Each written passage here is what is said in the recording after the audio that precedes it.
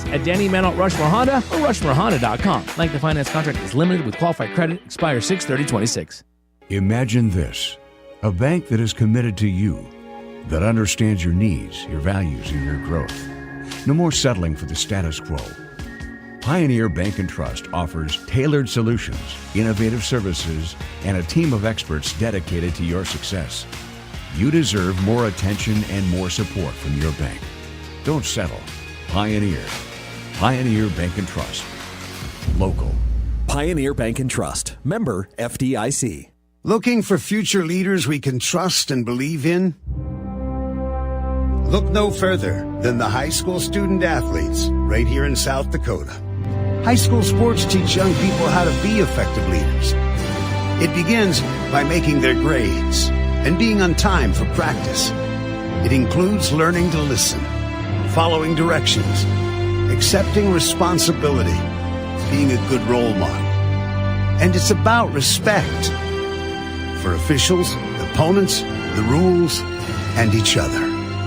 The result? It transcends sports. It gives us hope for the future. High school sports. There's so much more than just a game. This message presented by the South Dakota High School Activities Association and the South Dakota Interscholastic Athletic Administrators Association. KIMM Rapid City and K294BT Rapid City, the Black Hills Sports Station, 106.7 FM and 1150 AM, Fox Sports Rapid City. And here's what you need to know. Arsenal won't have to wait until Sunday to clinch the Premier League title because it happened today. The Gunners winning their first Premier League crown in 22 years after Man City played AFC Bournemouth to a 1-1 draw. Two-time Wimbledon champion Carlos Alcaraz won't play at the All England Club this summer as he recovers from wrist surgery. Alcaraz obviously also missing the French Open. Cavs and Knicks, 8 o'clock Eastern time. Game 1 tonight of the East Finals. OG Anunoby listed as probable for New York. Michigan forward Morez Johnson Jr. will keep his name in the 2026 NBA draft. Vancouver Canucks fired head coach Adam Foote after just one season. Chiefs wide receiver Rashee Rice will serve 30 days in jail. He violated his probation after testing positive for marijuana and now will miss some OTAs and a mandatory minicamp with the team. Braves and Marlins currently tied up at 4 apiece as the teams play in the 6th inning in South Florida. I'm Dan Beyer.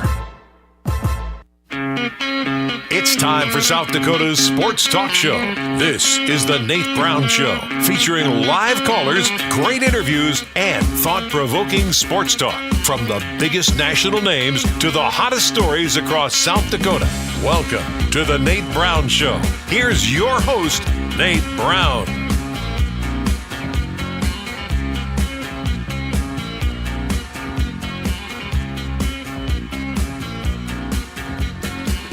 All right, let's get ready to go on a Tuesday. Welcome in. The Nate Brown Show is back. Hope you're having a great day. It is always a great day in South Dakota. It's South Dakota Sports Talk Show live, the Nate Brown Show on Fox Sports Radio. Welcome in. Thanks for making this show possible, guys. We appreciate you. Our affiliates are KWSN, Fox Sports Sioux Falls, and we're live on Fox Sports Rapid City. Tuesday edition of South Dakota Sports Talk Show. Great guest lineup for you. Thought-provoking sports talk from high school to college to the pros. We'll get after it from South Dakota and beyond. Yes, lined up and ready. Stream us right now on X at Nate Brown Show. Welcome in. If you're watching on X, we appreciate you following us at Nate Brown Show and watching the show live. And also go to YouTube. You can catch us there as well. Subscribe to the channel, The Nate Brown Show, and you've got us on YouTube. Search The Nate Brown Show. You got to put the in there. I don't want you to get to the wrong Nate Brown Show. The Nate Brown Show on YouTube. Subscribe to the channel. We'd appreciate you. And Midwest Sports Plus, live right now, the new high school sports streaming app in South Dakota. We are live on there as well. A lot of ways you can listen and watch. We appreciate it. Hey, let's get to the guest lineup, and then we'll get after it tonight. Mike Golick Jr. is on, college football analyst, national host, TNT Sports, great college football guy. Mike Golick Jr. is a player proponent. He sticks up for the players in a lot of ways, and I'm going to get to a lot of stuff when it comes to the college football scene with Mike Golick Jr. today. So, college football analyst, TNT Sports, Mike Golick Jr. is on tap. You heard about this track story from North Carolina if you listened to the show yesterday. I didn't get into it as much as I wanted to. I disagree with what North Carolina High School Association, they're not really taking this up. They're letting it appeal to, I don't know, the superintendent of public instruction. That's the layout in North Carolina. It's about the high school track team who had a kid hold up the 5, crossing the line, 5 state titles, and he got popped for a disqualification, and it robbed the state team title for this team, Mallard Creek out of North Carolina. It's a Charlotte school. So I've got a guy that's actually covered it, and I said, let's get into this. We love high school sports. Are they going to right this wrong in North Carolina, stealing a high school state track championship on a taunting disqualification? Joel Bryant is the guest. He covers high school sports. He was at the track meet. He took the video of the state champion runner holding up the 5 fingers. Joel Bryant is with highschoolot.com out of Charlotte. He's coming up live. We'll break that down. Go out to Indianapolis tonight. Haven't checked in with Scott Agnes yet. Scott Agnes covers the Fever and the NBA as well for Fieldhouse Files. His company, Scott Agnes, live from Indianapolis. Are we going to touch on the Indy 500, the Matt Kearney special? We might see what Scott thinks about that. And Zach Borg's in, Midwest Sports Plus, play-by-play man, South Dakota sports broadcaster from Sioux Falls. Zach Borg breaking down some South Dakota sports news today. Some news out of USD I want to dig into a little bit tonight. Let's get you on if you want in. 605-720-1067. 605-720-1067. That is the Pizza Ranch Studio Hotline, powered by the Pizza Ranch. Stop by. Great locations in Brandon and East 10th Street, Sioux Falls. The best buffet in town is at the Pizza Ranch, locally owned and operated. No picky eaters. Take the family. They'll enjoy it all. Pizza Ranch, home of everyone's favorite buffet in Brandon and East 10th Street, Sioux Falls. Locally owned and great. Let's go to the text line as well if you want in there. 605-720-1067. 605-720-1067. That is the Barron's Wilson text line. Now, okay, some college stuff to start today. I told you yesterday that the government may get involved in the NIL situation. And will there be this bipartisan bill? We hear so much about it. Ted Cruz and Maria Cantwell, they've got it for the U.S. Senate. Is it going to come out? It's Tuesday. Are they going to put this out? Because there's all sorts of stuff going on in D.C. I mean, it's just a mess. There is just so much stuff going on. And are we going to get this college sports bill? So let's keep an eye on that. That was yesterday. Today, what does Pete Thamel say is the biggest story in college football right now? And he might be right on this. So I'm gonna go on this a little bit, and then I'm gonna turn it into a question of the day for you to give me your take, your hot takes. They are welcome on the Nate Brown Show. It's all good. So Pete Thamel, college football reporter, and I'm gonna get Mike Golick Jr. on this show tonight. We'll get his read on this too. Pete Thamel said today, college football reporter said today, I don't think there's a bigger story in college football than this status and eligibility of quarterback Brendan Sorsby. Okay, so now if you're living in South Dakota, you may wonder, wait, I've heard of Sorsby. What's going on? So let's get you plugged in tonight, because it is a story, and it's something that the NCAA, this is their last stand. You've heard of that. We've said that before, right? Do they ever take a stand anymore? This has to be the NCAA's last stand. What do I mean by that? Brendan Sorsby is a Texas Tech quarterback who is ineligible. He's ineligible because he has been betting on games. And this is thousands of bets. So he's been going through this process. This stuff came out over the past couple of months. And he bet on games, thousands of bets, and he's now admitted this. So Brendan Sorsby transfers to Texas Tech. I don't know what they paid him, a lot. They got a lot of money there. And this is their top QB, and Brendan Sorsby's now ineligible because of his sports betting, and he's admitted to that. Well, today, he's trying to get reinstated by the NCAA. He's got some big attorneys They've filed a lawsuit against the NCAA, which would allow him to play this year. So that's why Pete Thamel in college sports, all the sports betting and all the stuff that's going on. And now you've got the ultimate case. A player has bet on games. Okay, he said, well, I bet on my own team, but not when I was playing. Like in Indiana. Not when I was playing, I just bet on my own team. So the NCAA is taking a stand. They will not let him play. Now a big lawsuit has been filed. And if the NCAA loses on this, we have lost the plot. I rarely stick up for the NCAA. But if they lose on this, and if a guy like this who's admitted to betting on sports, betting on games, can play, then it's over. It's absolutely over. Am I right or wrong? Let's go to the phones as we get started. Thanks for getting in. You're live, and you go ahead. Hey, Nate. How you doing, buddy? Good, man. What's up? Good. Well, so a couple things. Just listening to you talk about that guy. So if I don't care if you're betting when you're not playing, you have inside information. It's like insider trading on Wall Street. You can't do it. Sure. So if they lose that, like you said, good luck going forward. It's over, right? I wanted to. Yeah, it's totally over. It's absolutely ridiculous. If he wins that case, like I no words, speechless. But before we transition to football and other things, okay. I just wanted to put a bow on another chapter in pain for Minnesota sports for the Seawolves and the Wild. I will say, if we had been healthy, I think we'd have a better shot with those. But I do want to say it was nice to watch a series with the Timberwolves and the Spurs, where the guys, the boys who like mop the floor when people fall down weren't as busy. Yes. And that's why I'm rooting for San Antonio going forward, because those guys don't fall on the floor all the time. Oh, okay. I like it. I like it.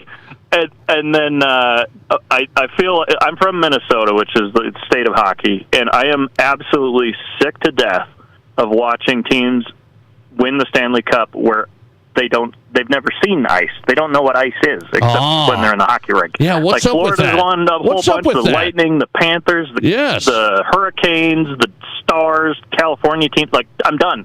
I'm rooting for the Canadians. Okay, so you're going Canadians. Wow. Oh, yeah, because I can't root for Colorado because Nathan McKinnon's an absolute tool, but and also the Wild in Colorado don't get along very well. No Vegas. Okay. No, absolutely not.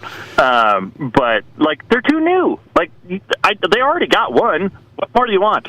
I get Canada as a country hasn't won a Stanley Cup in like 30 years. Okay, very interesting. I'm pulling for them.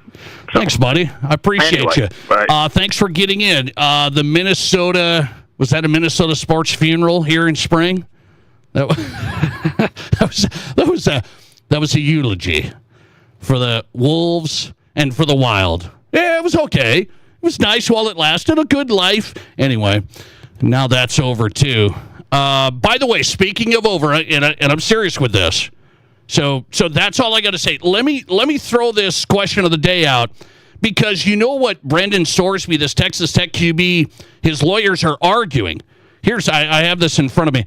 The legal team says the quarterback suffers from a clinically diagnosed gambling disorder, which is a mental health condition, and the NCAA has weaponized his condition to shore up a facade of competitive integrity while profiting from the very gambling ecosystem it polices.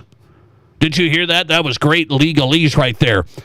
My daughter wants to become an attorney, and she better get ready. That's great legalese right there. The NCAA has weaponized his condition to shore up a facade of competitive integrity while profiting from the very gambling ecosystem it polices.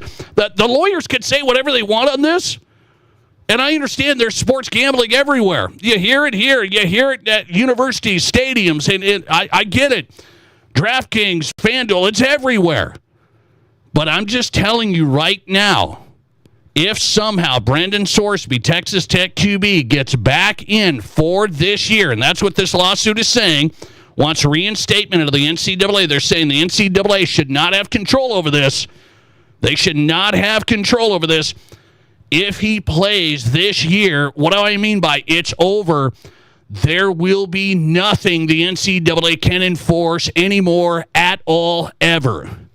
And so if we want players betting on this and players betting on that, and it's okay, if this case, I mean, the NCAA cannot lose this one, right? I mean, they've lost. How many times have they lost? Just ask Tim Brando, who was on the show last week. They lose. They cannot lose this one. Are we with the NCAA on this? I am, just for the shred of integrity that's left. There are players that cannot bet on sports in college. You can't do it. This was one of the ultimate things. And Brendan Sorsby's future, it's going to be determined here. Does he get in, or is the NCAA going to hold? Are they going to win? And then Sorsby's going to try and go supplemental draft to the NFL. That's how this is going to play out in the next month. So the NCAA, if they lose, just mark my words today, on a player that admitted to sports betting and thousands of bets and all sorts of stuff, if they lose and he gets to play, there are no rules left, and it's going to be totally out of control. I mean, absolutely out of control. So do you think he should get a chance to play? I will ask that question of the day, by the way. Let's throw that out. After admitting to making thousands of sports bets, do you believe Texas Tech QB Brendan Sorsby should be given a chance to play this season? Okay, he admitted to it. He says that gambling addiction, he's going into treatment, stuff like that. He's saying the NCAA is going to harm his future from not letting him do this. The NCAA profits off sports betting. It's hypocritical, all the legalese stuff we heard there. Pete Thamel said it's the biggest story in college football right now is the status and what happens there. And I would agree, just what this means moving forward. So a story like that, I've been watching it for the last month or so. I've been going, hey, what's going to happen now? He's probably out. He's probably done, right?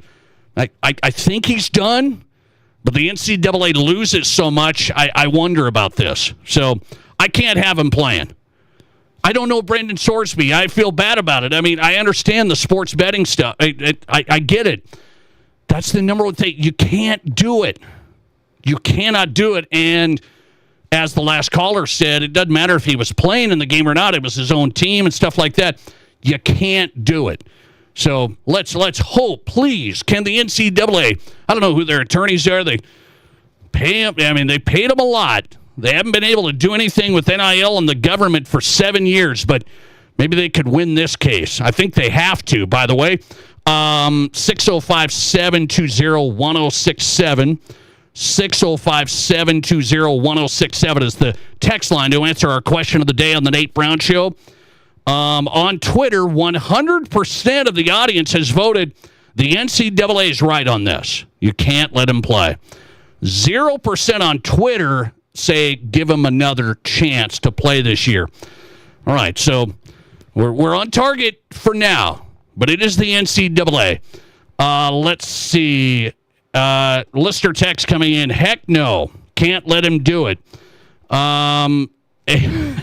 What's this one? H-E-double hockey sticks? No? Yeah, I know that one. Okay, so I'm with you on that. We'll see, though. I'm telling you. The lawsuit's there against the NCAA. They want to expedite his reinstatement process because they're trying to see if he can play or not.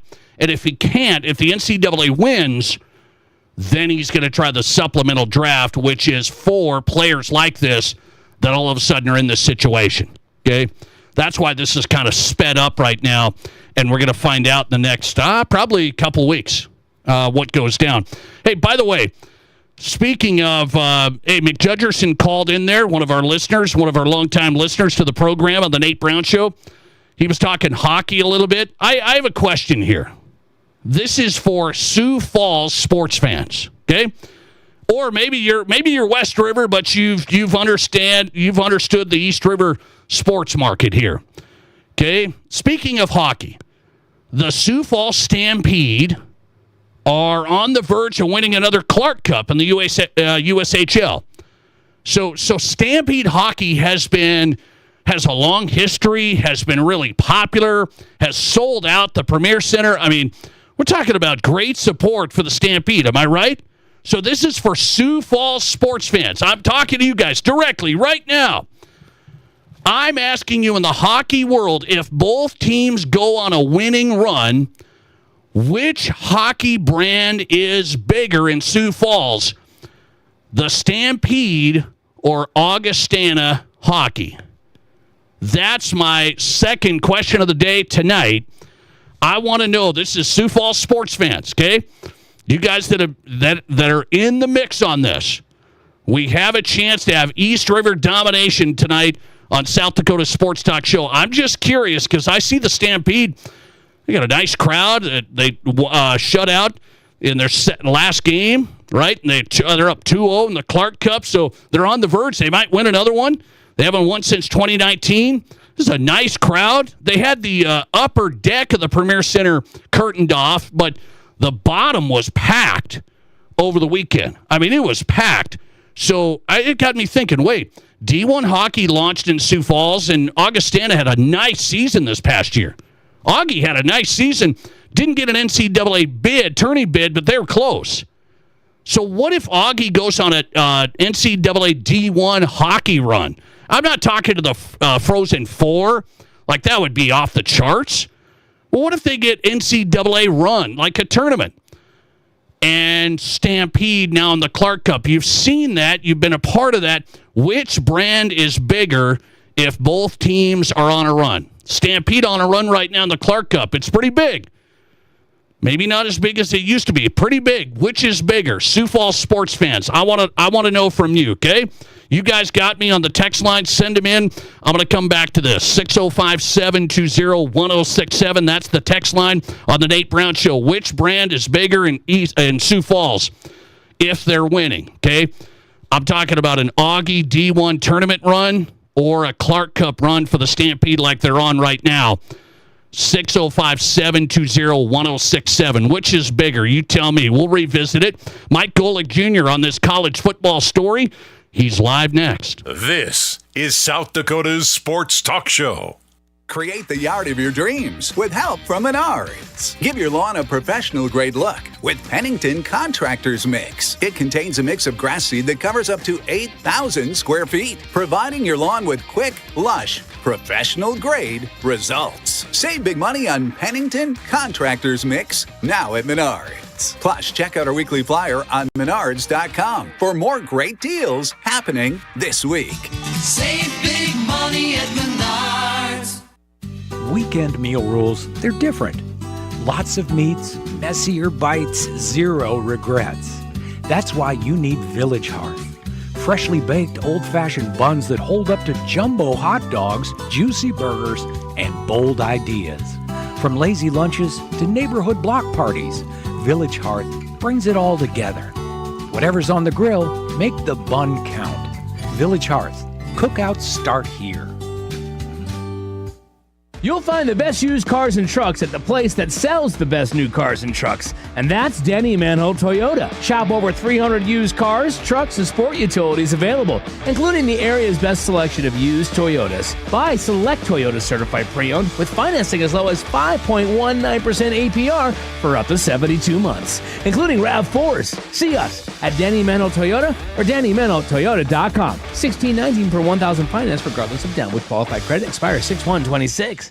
Here's your Fox Sports Rapid City forecast. A frost advisory begins at midnight tonight.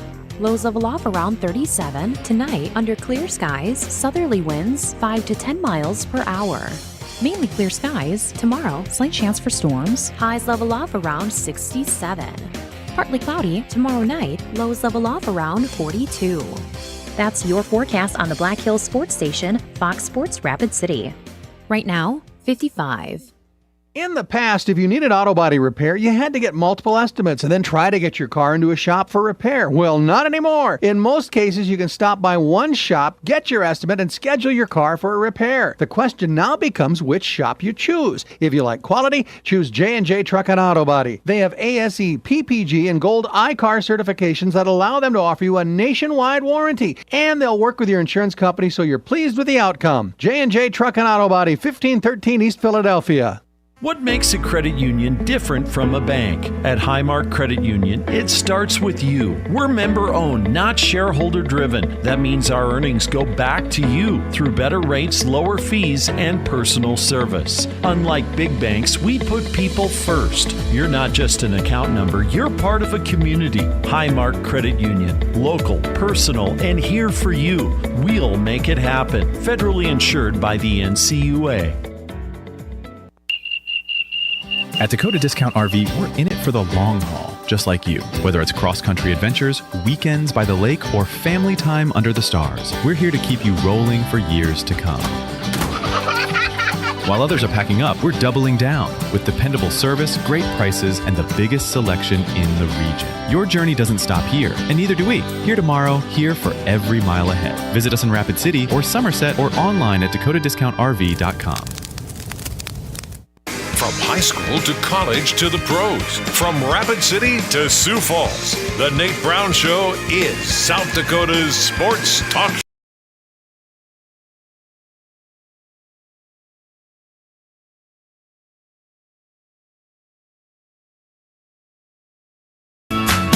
Welcome back in. The Nate Brown Show is on Fox Sports Radio, South Dakota Sports Talk Show, live on KWSN, Fox Sports Sioux Falls, and Fox Sports Rapid City.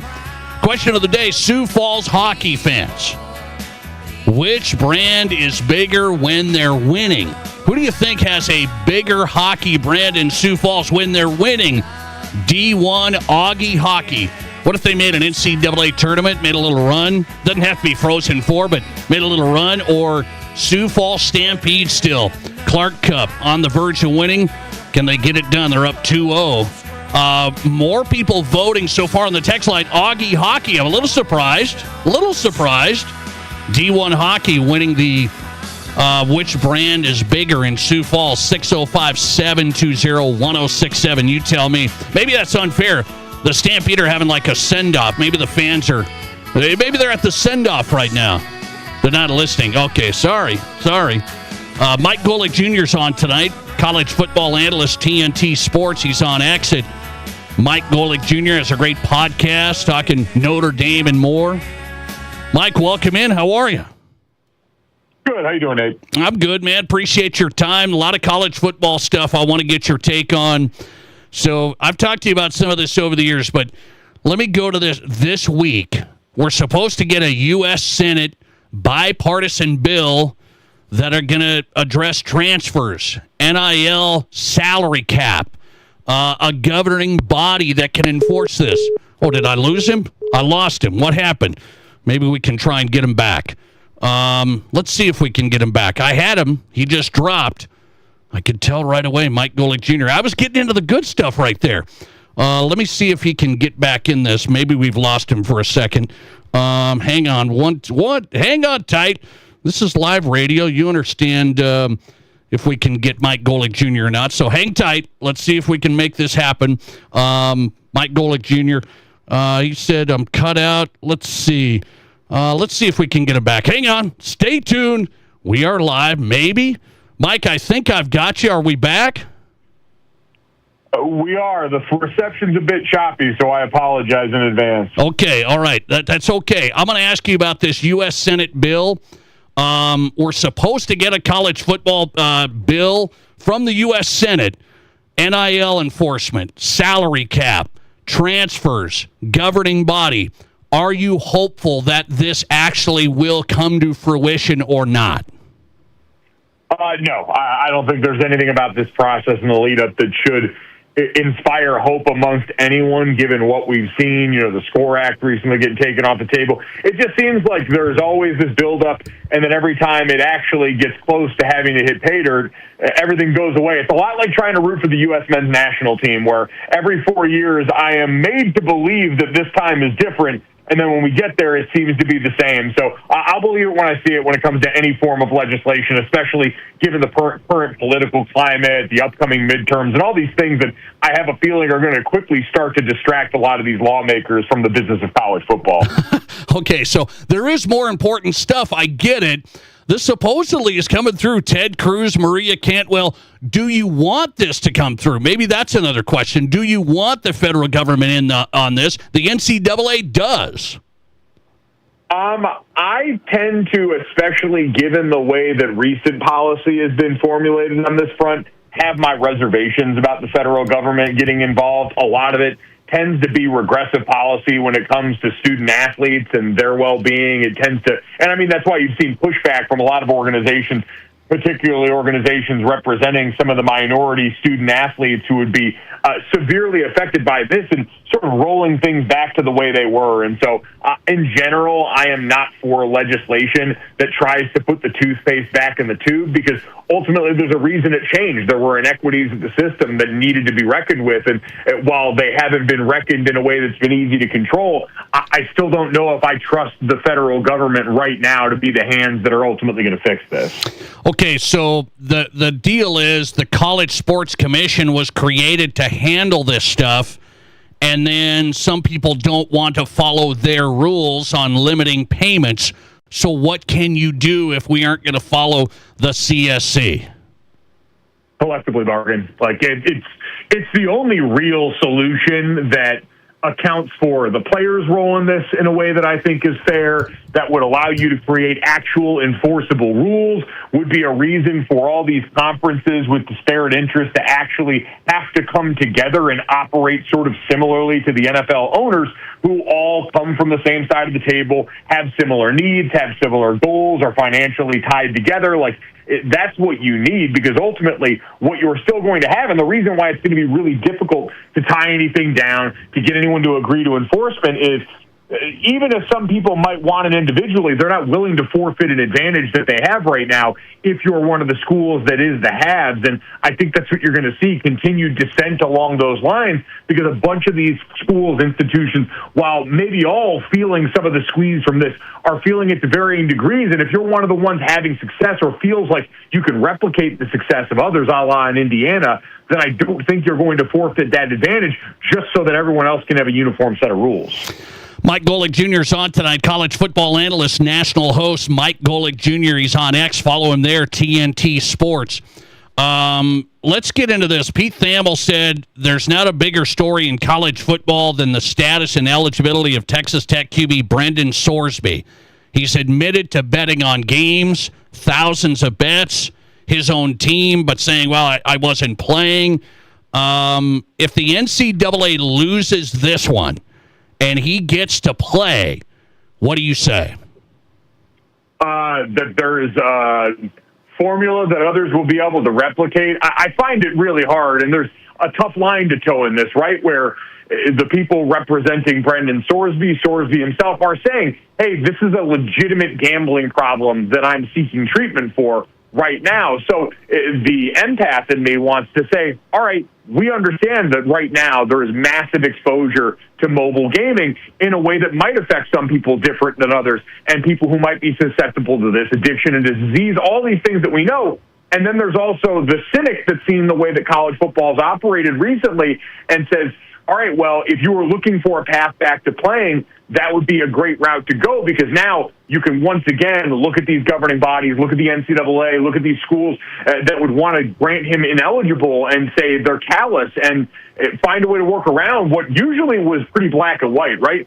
If you were found to have bet on your team, your sport in collegiate athletics, do not pass go, do not collect $200. If that was a non-starter, and him coming out and saying, yes, I did this, and then giving his reasoning, I figured the yes, I did this was going to be enough for them to say, no, these rules have always been and will always be incredibly black and white when it comes to this particular issue. And so I see it as a pretty big uphill battle. And if not, then what's already a very complex issue for all the reasons that I just mentioned is going to become infinitely more complex, because it could be something. And I want to be careful not to discount what could be a very real situation for Brendan Sorsby, but to say bad actors in the future, could look at that and say, all right, if I find myself in a similar situation, this can be a path that I use back towards eligibility. Yeah, that's where I'm at, Mike. I'm like, there's athletes, we've heard about these guys at Iowa and other places that bet on sports, and there was investigations.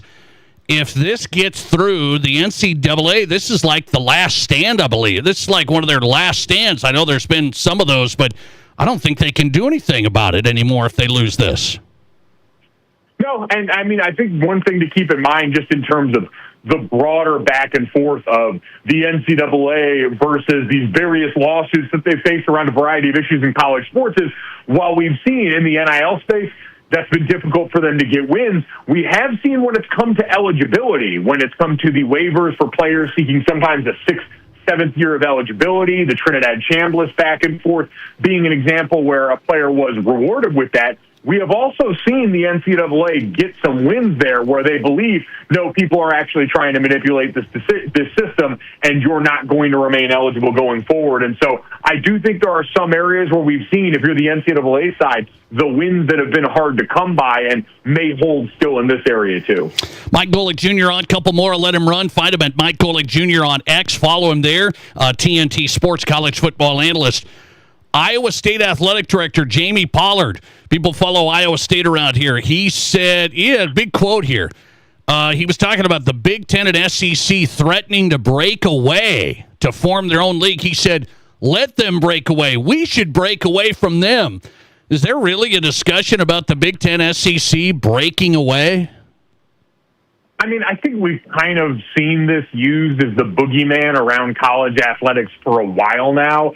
It's the reason, this threat of the sort of nuclear option, why the Big Ten and the SEC have both of their hands and no one else's on the driver's seat of the college football playoff going forward is everyone sort of understands right now. That's the draw. The SEC had been the dominant, conference of the last decade and a half. The Big Ten has been the dominant conference of the last handful of years. And so everyone was sort of afraid of this, and I think these are mostly frustrations being vented about the current way the system is structured.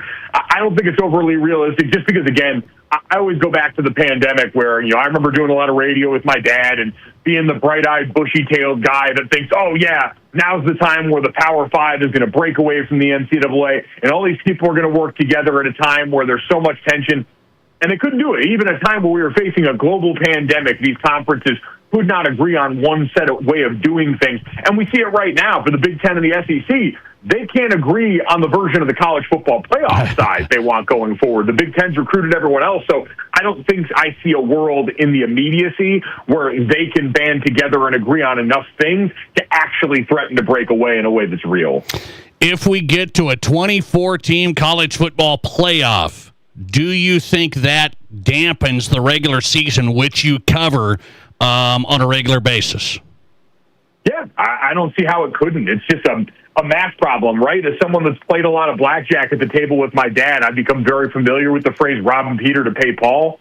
You're just taking the great games that have made college football's regular season such a compelling product for so long and backloading them into this massive playoff field. And I hear the arguments that, it'll make November games more compelling down the list for the teams on the cut line in the 23, 24, 25 spot.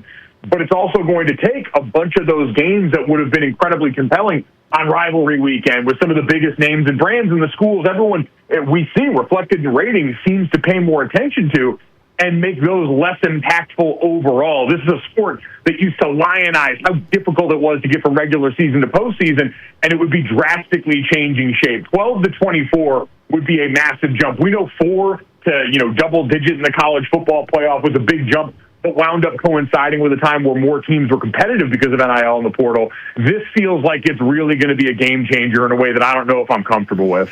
Mike Golic Jr. in tonight. We got you back in, Mike. Thanks for the time. I appreciate it.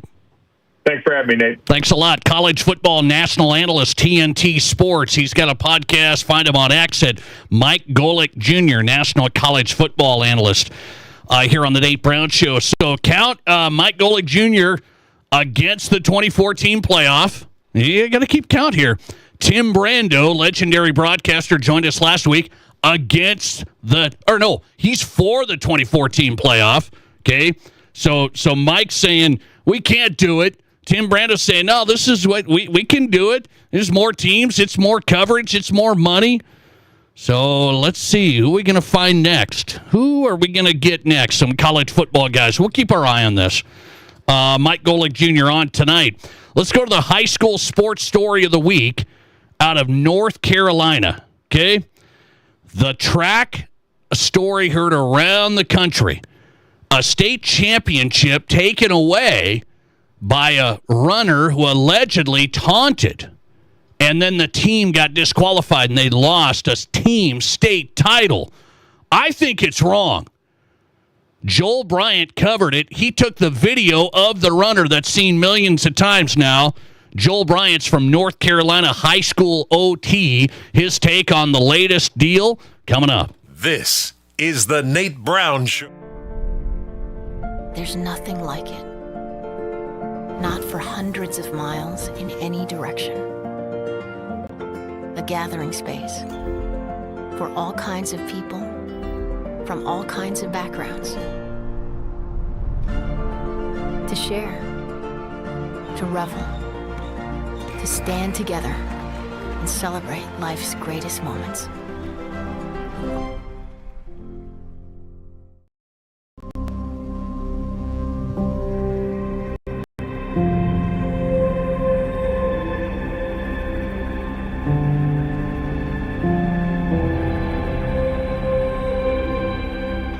We are number one, so you can always be their number one. Black Hills Surgical Hospital and Black Hills Orthopedic and Spine Center.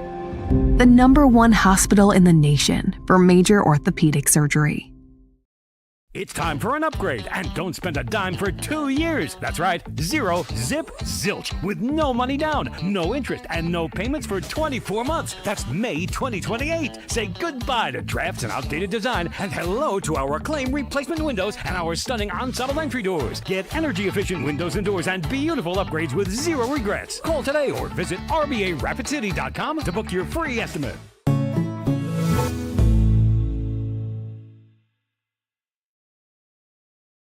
What do you call a place? It's one of Deadwood's largest casinos, but is it really a casino? Because you can't decide, should I play or eat or wait? There's a liquor-infused ice cream bar? I mean, you're playing craps one minute and the next you're looking at a charcuterie board? What even is that? Never mind the gunfight outside, you don't have time for that. You've got espressos to down and games to bet on and a pub with 48 whiskeys? What do you even call a place like that?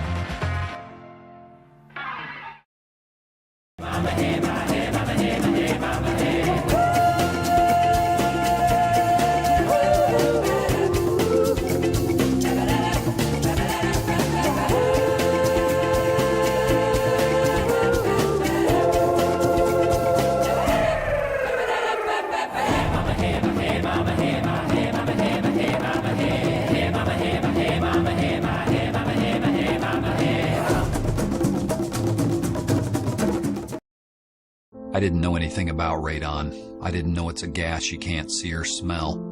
I didn't know it's radioactive from decaying uranium deep underground. It can seep through cracks in your foundation and collect in your house. 1 in 15 homes have high levels, and you don't know if yours is one of them unless you have your home tested. And radon? Well, radon is the second leading cause of lung cancer in America. I wish I would have known that. Call Blackburn Foundation Repair for radon testing and mitigation. There are 1 billion credit card transactions around the world every day. That's 11,698 swipes a second. It's easy to forget that behind each one, there's a person, a family, a dream, a connection being made. The Black Hills Federal Credit Union Visa, for members who want to make the most of every transaction. South Dakota's sports talk show, The Nate Brown Show.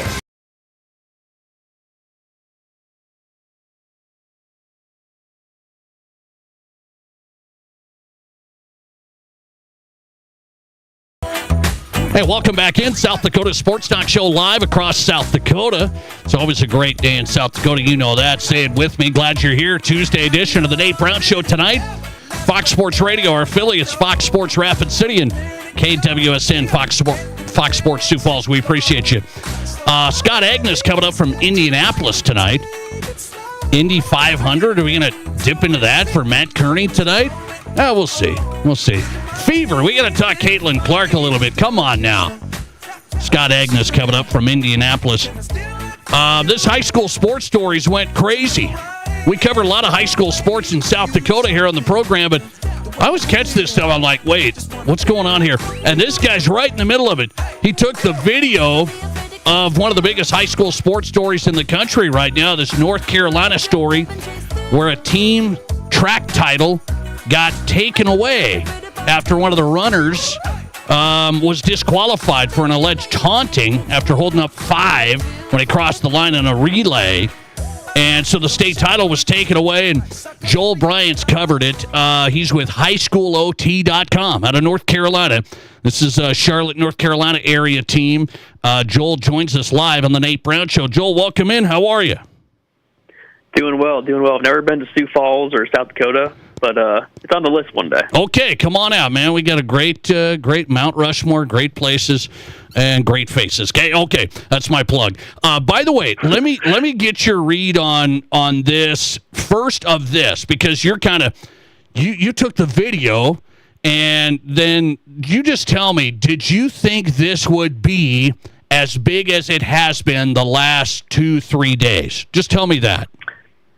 I think I knew that the locals here, the track coaches here, would not be happy about it. But yeah, I could not have seen anything like this coming. It's over 12 million views across social media now. And yeah, it just kind of happened overnight, really. 12 million views. Well, it's made its way to South Dakota. So I've tried telling my audience, I talked about it yesterday, and so I want to revisit this today. This high school has won state track championships, right? And I think it would have been a total of 5 with indoor and outdoor counted. Yeah. That's why this runner held up the 5 when he finished out the relay. So the deal is he got disqualified. The team loses the state title, team title over this, and then everything goes crazy. What's the latest? They've appealed it. And it sounds like North Carolina Activities Association's like taking this all the way up to the superintendent of public instruction. What's the latest? Yeah, so they initially appealed it to the our athletic association here is called the NCHSAA, and they kind of upheld the decision made by the official. But there's a process here where you can take it up to the State Board of Education because they have a deal basically to coexist. And there's an appeals board there that forms anytime an issue like this happens. And it's going to be 3 people picked, and they're going to rule on it ultimately, and they have the power to overturn the disqualification if they so choose to. Okay, so that's where this is going. Is there something about when you watch this, did you think it was taunting when you videoed it, when you watched it? What is taunting after winning a race? That's what it comes down to. My personal definition of taunting has always been like you're doing it towards another athlete. I fully viewed it as he was celebrating his team's accomplishment. It would have been their 5th track championship in his time there between indoor and outdoor. After the first alleged incident of when he was supposedly taunting people, he was actually just shaking hands of the other runners after he celebrated. And he said in a statement that he just never thinks of himself as a taunter. I guess it's a pretty subjective rule there based on what the official sees. Why do you think this initially happened? There was supposedly a warning after his individual race that he won. Were you on the track? Did you hear a warning? Was there a warning the first taunt? Yeah, so he broke the state record here in the 300-meter hurdles. And after that, he kind of like ran around and flexed a lot. As one does when they break an 18-year-old record. And supposedly after that, the officials said that they warned him. I didn't see it happen, but I do know that the officials came over to us at the media and warned some of the camera guys there not to encourage stuff like that because he will be disqualified next time. So it definitely was on top of their mind. I just don't want to say that I saw the first warning happen. Mallard Creek has said that the warning never happened. The coach has gone on record multiple times saying that Nyan Brown was never told about it. And for sure, they were never told, the coaches that is, And the coaches are supposed to be a part of that process when there's a warning that's happening. Joel Bryant's on tonight from North Carolina. His site is highschoolot.com. He was the guy who took the video that's been viewed 12 million times of this North Carolina high school track star, getting disqualified after an alleged taunt, and then the team state title got taken away. Do you think if it wasn't the team state title, this would be as big of a deal? Good question. I don't think so. Basically, what happened is they were down by 2 points going into that final relay, the 4x400. When you win the race, you get 10 points, and that would have easily made them the state champion. But the fact that they were disqualified from that one race meant that they weren't. If they had been winning and he's disqualified and it didn't matter in terms of the final state championship, I don't think it would have been as crazy. But I still think people would have not reacted very well to it. Joel, you've taken video, you've taken photos, you cover this stuff. I think I saw numerous runners coming across lines with celebrations and fist bumps, hands up and hands out. So why did this happen here? Why did people take offense to this?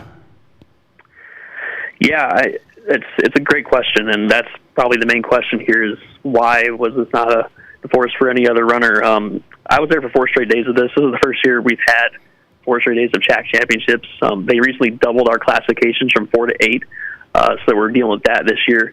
Possibly, after 4 straight days of doing 8 classifications, maybe the officials were just kind of tired at that point. Maybe they're just kind of done with everything. That's a possibility.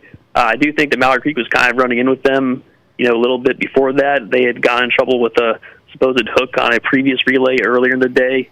So maybe there was something like that where they were just kind of like really watching Mallard Creek and watching them do something. But I don't know. I truly just don't understand why this is the one that was called. It's not even close to what I would say would be the most demonstrative taunting or showboating from the event. Okay, even from the weekend. Do you think this is leaning towards getting overturned and getting Mallard Creek High School the state track title? Is this going to get overturned? I am not sure. My question is, if they overturn the disqualification, does that mean that the other team that won the state championship would not be a state champion anymore? I just don't know if you can do that after giving a team the trophy like that. They have the banner probably hanging up in their high school by now. So my question is, do they have a way to overturn it but keep those schools like co-state champions, something like that?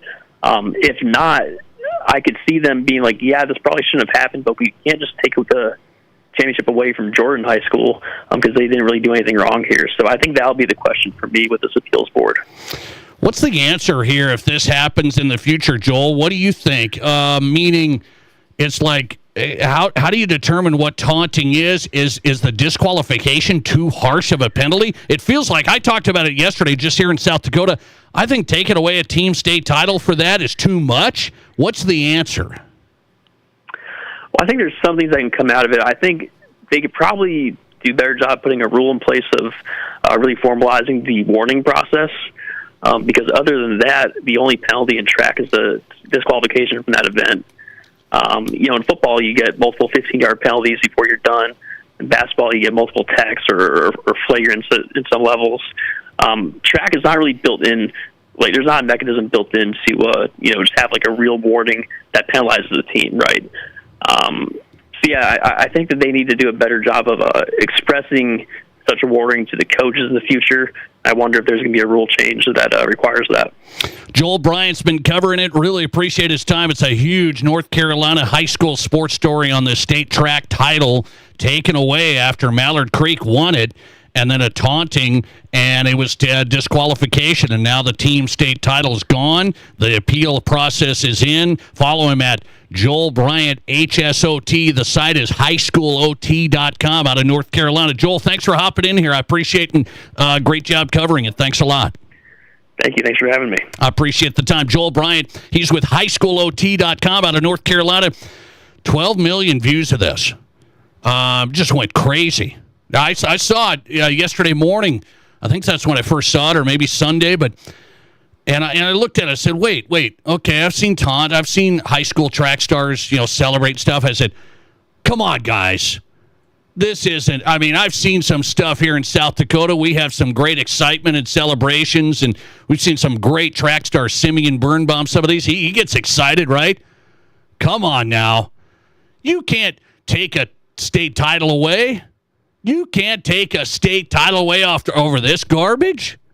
And it sounds like Joel Bryant, the writer there, High School OT, he did the video, 12 million views of this. That's crazy. He said, I don't know if it's going to go back to him.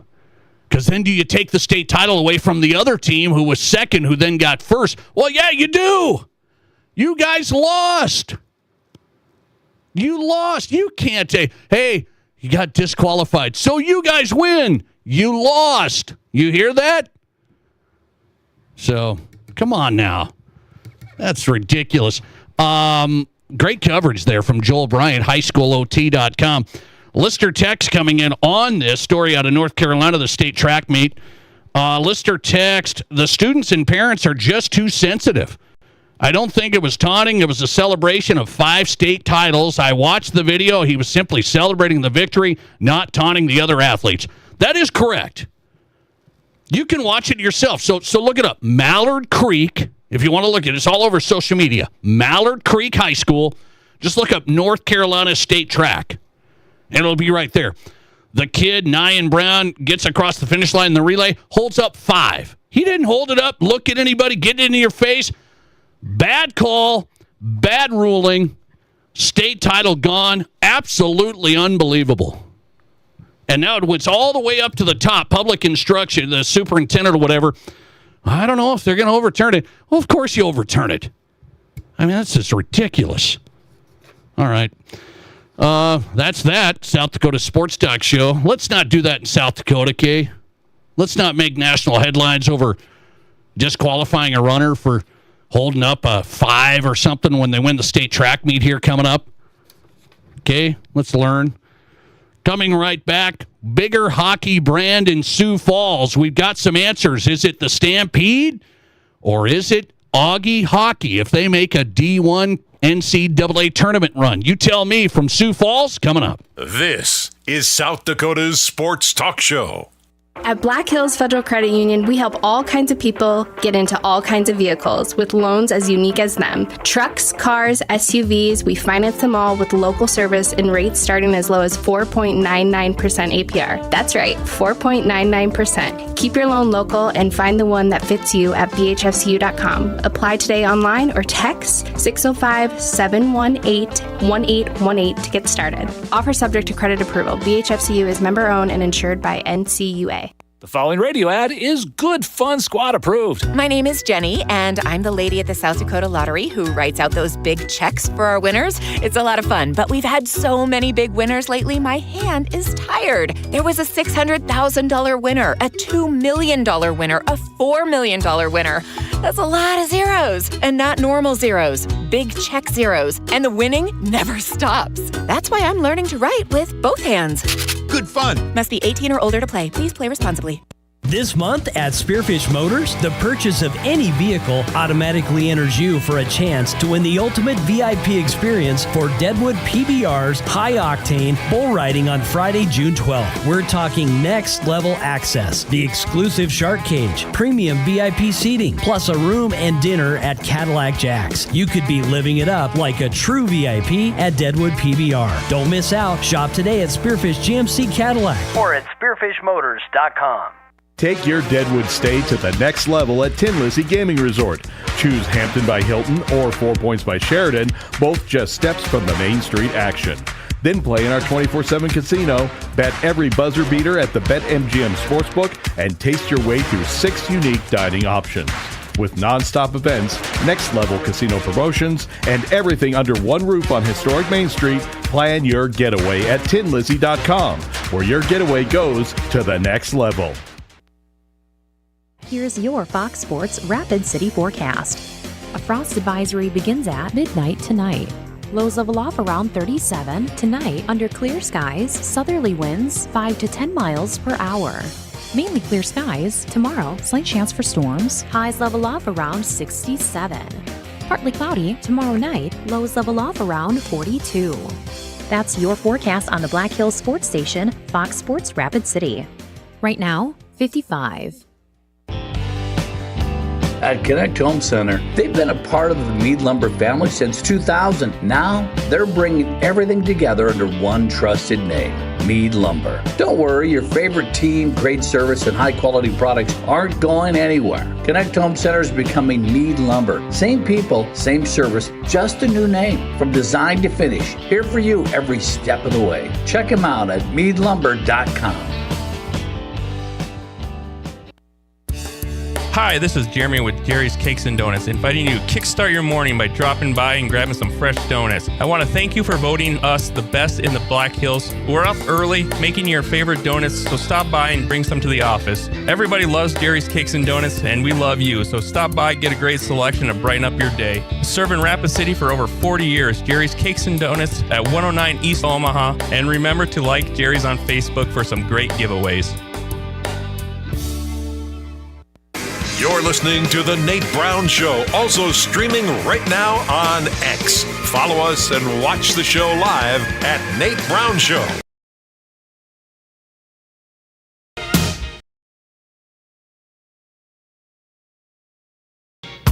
Welcome back in. The Nate Brown Show is on tonight. South Dakota Sports Talk Show. Boy, interesting story out of North Carolina. A lot of reaction. A state track title, a team title taken away after a team wins, and one of their runners gets disqualified for an alleged taunting. I mean, why do we have to be so bad? We just have to think a little bit. Think, guys.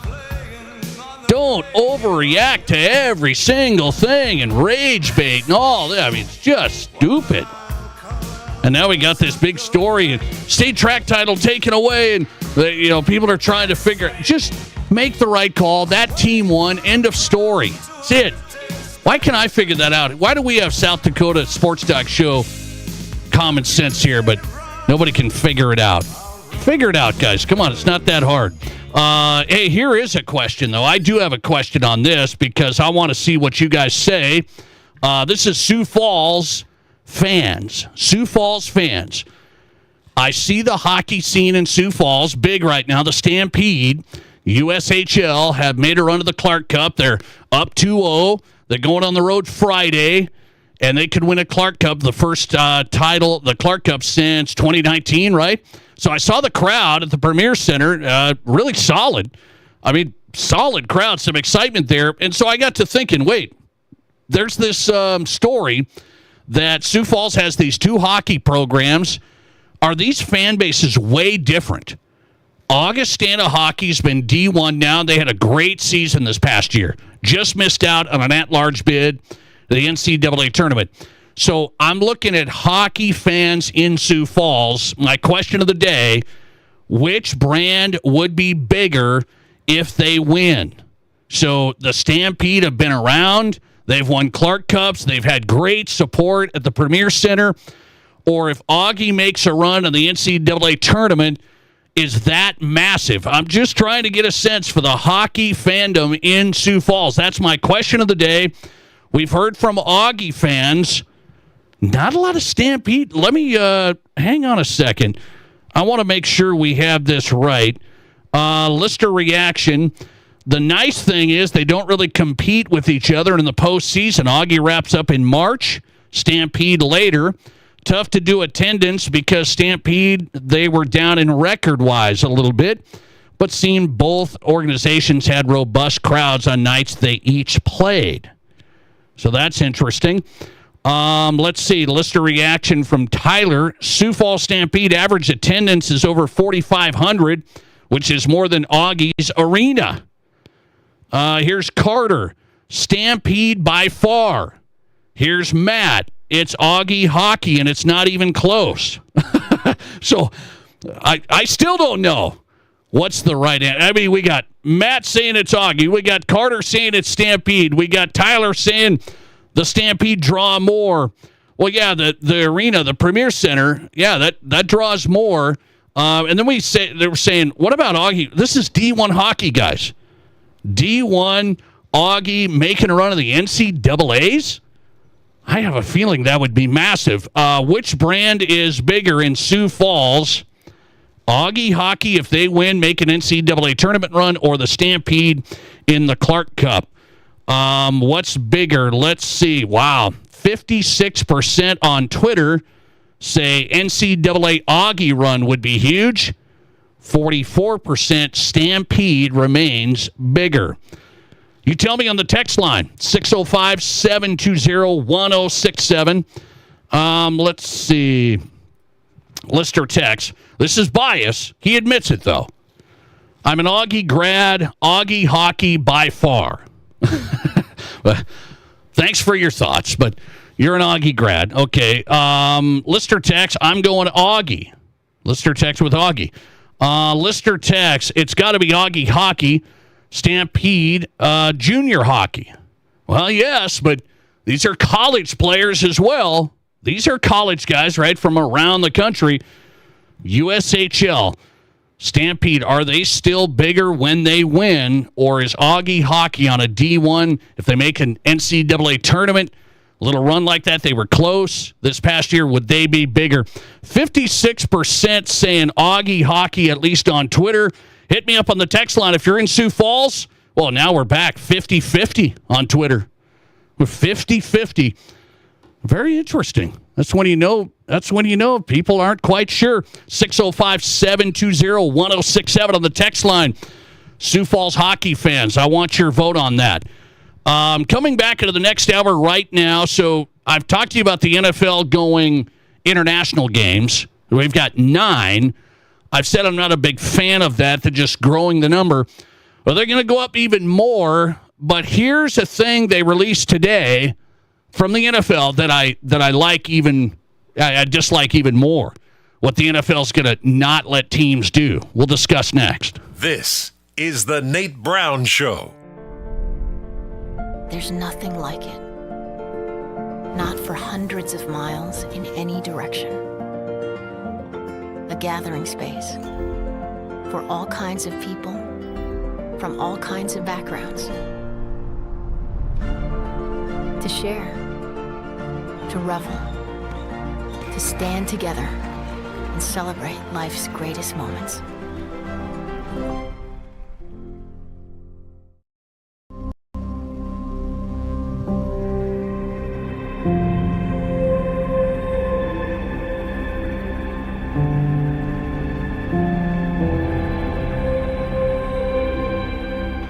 We are number one. So you can always be their number one. Black Hills Surgical Hospital and Black Hills Orthopedic and Spine Center. The number one hospital in the nation for major orthopedic surgery. It's time for an upgrade, and don't spend a dime for 2 years. That's right, 0 zip zilch with no money down, no interest, and no payments for 24 months. That's May 2028. Say goodbye to drafts and outdated design, and hello to our acclaimed replacement windows and our stunning ensemble entry doors. Get energy-efficient windows and doors and beautiful upgrades with 0 regrets. Call today or visit RBARapidCity.com to book your free estimate.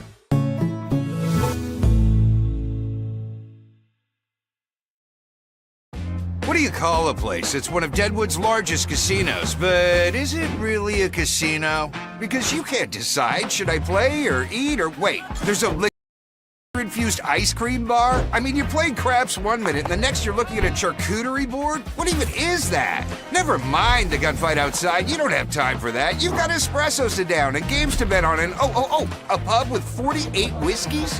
What do you even call a place like that?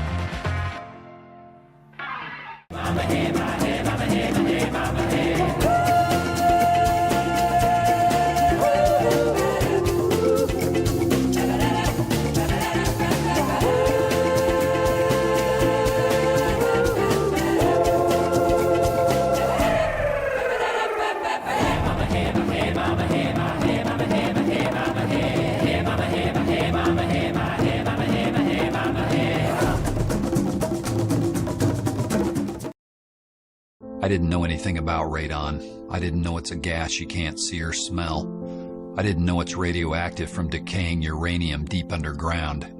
It can seep through cracks in your foundation and collect in your house. 1 in 15 homes have high levels, and you don't know if yours is one of them unless you have your home tested. And radon? Well, radon is the second leading cause of lung cancer in America. I wish I would have known that. Call Blackburn Foundation Repair for radon testing and mitigation. There are 1 billion credit card transactions around the world every day. That's 11,698 swipes a second. It's easy to forget that behind each one, there's a person, a family, a dream, a connection being made. The Black Hills Federal Credit Union Visa, for members who want to make the most of every transaction. Now, Renewal by Andersen Windows and Entry Doors. Isn't it time? One more time. This is the Nate Brown Show. From the biggest national names to the hottest stories across South Dakota. Welcome to the Nate Brown Show. Here's your host, Nate Brown. Welcome in, second hour, ready to go. The Nate Brown Show is on Fox Sports Radio. Glad you're here. South Dakota Sports Talk Show on KWSN Sioux Falls and Fox Sports Rapid City. Zach Borg's coming up from Midwest Sports Plus. We'll talk USD. Softball coach, they just went on a run. Longtime softball coach Robert Wagner stepping down. Is there more to the story at USD softball after this run to the NCAA tournament? Zach Borg's coming up, Midwest Sports Plus. Scott Agnes live from Indianapolis tonight. He covers Caitlin Clark and the Fever. I want to shoot that around with Scott. Fieldhouse Files from Indianapolis. That is straight ahead. You want to be part of the program, we'll get you in, answer a question of the day. The hot takes are accepted, all of that stuff. 605-720-1067. Lock that number in. 605-720-1067. That is the Pizza Ranch Studio Hotline, powered by the Pizza Ranch at East 10th Street, Sioux Falls, and in Brandon, 2 great locations, East River, home of everyone's favorite buffet, and the Lister text line, same story. If you can't call, you can text. We'll get those on the program as well, 605-720-1067. That's the Barons Wilson text line. Okay. So we're going to have to see here if NFL fans are going to care about this at all. And we're obsessed with the NFL. I love it. You love it. I mean, it's the biggest it's the biggest brand in sports by far, not even close. And the NFL knows this. So they keep messing around with stuff. And I don't know if, we're probably just going to cry about it on shows like this. And I don't know if people are ever going to get too upset about it, but here's what I do. And here's maybe what you do. Maybe you're a Vikings fan. Some of you are Vikings fans. Maybe you're a Broncos fan. South Dakota split. We're split. And then throw in some Packers and Cowboys and Lions, whoever. But Vikings, so maybe you pick a game you're going to go to every year. Or a couple. You're going to go to Minneapolis. Maybe you're a season ticket holder. You sell some of your tickets, but then you go to the games. You always pick the big games, right? You look at the calendar, the schedule that came out last week. You make plans. If you have a family, you got a lot of things going on, so you want to make a plan. That's what I do. So I pick a Broncos game to go to every season. And I picked it's like, well, it's got to fit the time of year. I want a great matchup. I went to the Chiefs game. Has this been 3 straight years?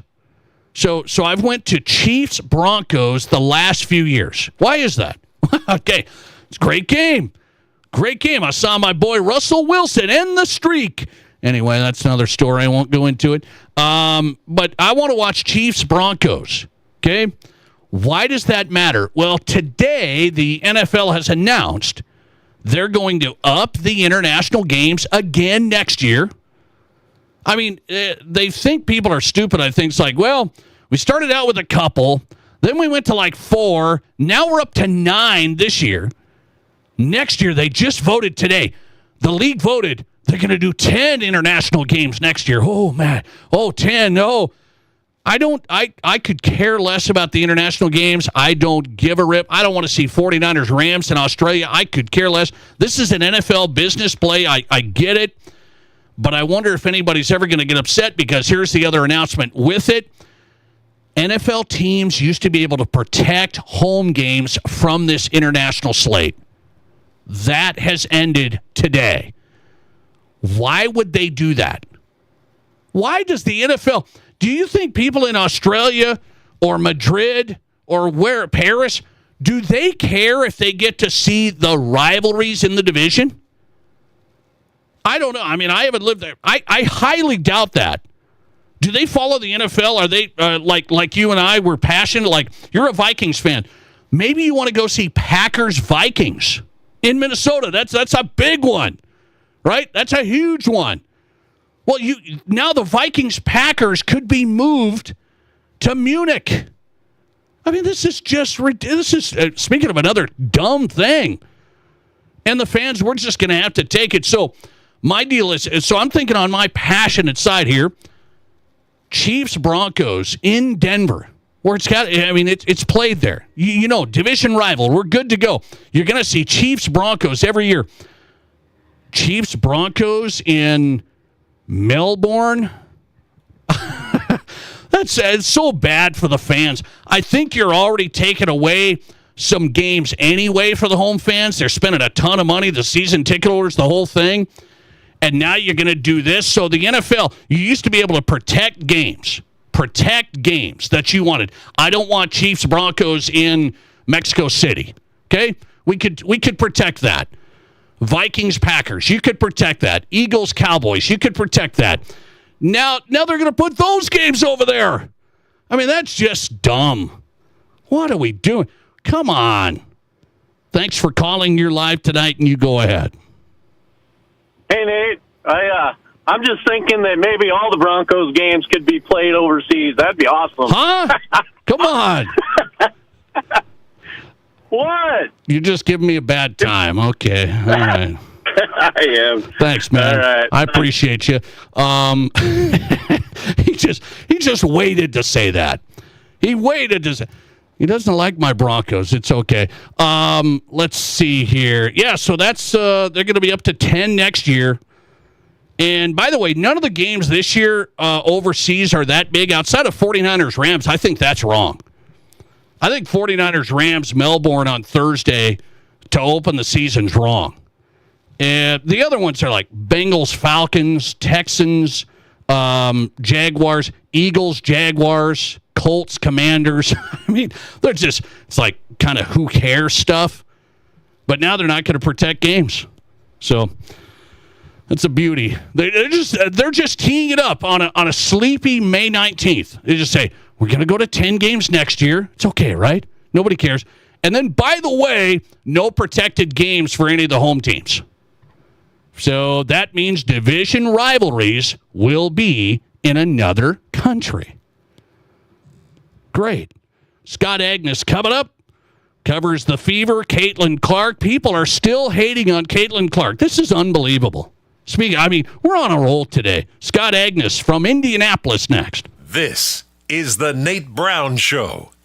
Want to do more of what you love and earn cash back doing it? With a Visa Cashback Credit Card from Black Hills Federal Credit Union, it's possible. Earn 1.5% cash back on everyday purchases like gas and groceries, and use it to fund your shoe obsession, vinyl collection, or airline upgrade. Plus, spend $2,000 in your first 90 days and get a $200 cashback bonus. Learn more at bhfcu.com/cashback. Offer subject to credit approval. Other restrictions apply. How do you make a buffet day even better? Make it a play day. The Pizza Ranch and Fun Zone Arcade is your place for good food and good times. Won the big game? Make it a play day. Aced your test? Make it a play day. Just need to get out of the house? Make it a play day. The Pizza Ranch and Fun Zone Arcade has all your favorites and all kinds of fun. So bring your family, bring your friends, bring your team. For good food and good times, make it a buffet day and a play day at the Pizza Ranch and Fun Zone Arcade. It's pouring all summer long at Cadillac Jack's. It's the Make It Rain $125,000 downpour. Be here every Friday and Saturday from 8 p.m. till midnight for drawings every 30 minutes that start out at $300 and grow to $1,000 prize packages at 11, 11:30, and midnight. Then on Saturday, July 18th, 10 lucky winners will take home their share of $10,000 in cash and prizes at Cadillac Jack's Gaming Resort. How will your night play out? Here's your Fox Sports Rapid City forecast. A frost advisory begins at midnight tonight. Lows level off around 37. Tonight, under clear skies, southerly winds 5 to 10 miles per hour. Mainly clear skies. Tomorrow, slight chance for storms. Highs level off around 67. Partly cloudy. Tomorrow night, lows level off around 42. That's your forecast on the Black Hills Sports Station, Fox Sports Rapid City. Right now, 55. Calling all basketball teams, it's time to box out the competition. The Box Out Basketball Tournament's taking over the Box Elder Event Center May 29th through 31st. The tournament's open to 5th through 10th grade boys and girls with limited team spots available. Friday and Saturday feature pool play, leading to Sunday's bracket play for the win. Fast-paced games, big plays, unforgettable moments at the best facility. Register now at thebox.live.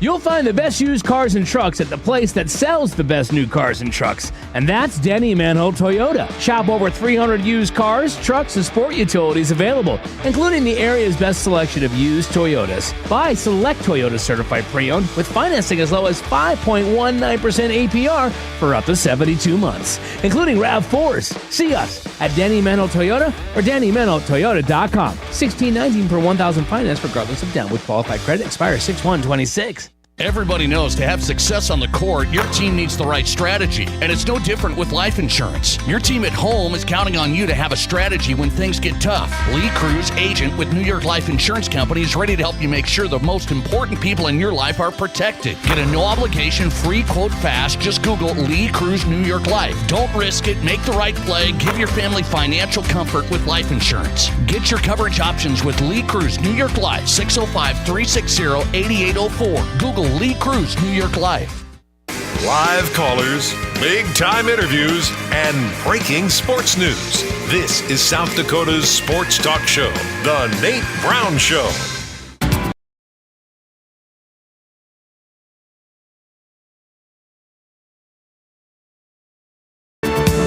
I was told that's the Indy 500 theme song.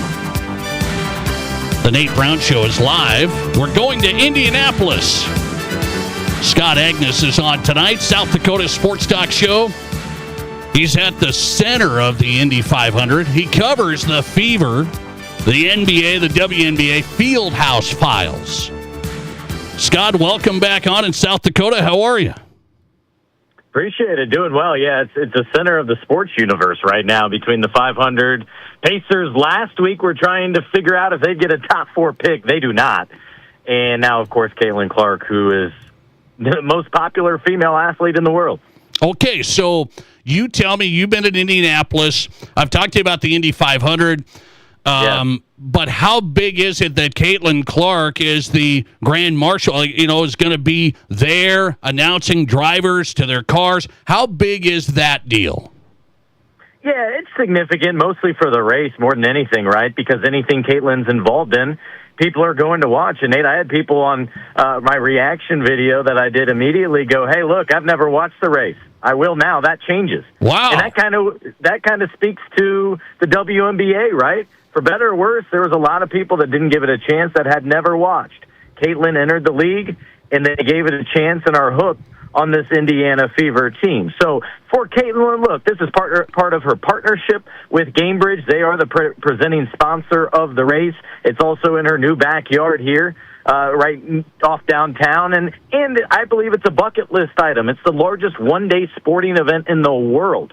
We don't know official attendance numbers, but probably 350, 400,000 people, plus millions more watching at home. So it's a big deal for all parties involved, especially, I think, the Fox audience, because grandstand tickets here already sold out. You're not selling more tickets just because of her. Okay, Caitlin Clark named the Grand Marshal of the 110th Indy 500 this weekend.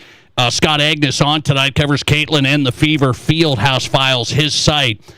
If people are going to listen to this, they're going to say, wait, people are going to watch the Indy 500 just to hear Caitlin Clark say stuff? They think you're crazy. See, I think we have this conversation, too, about the 500 in general, because here is revered. It's worshipped.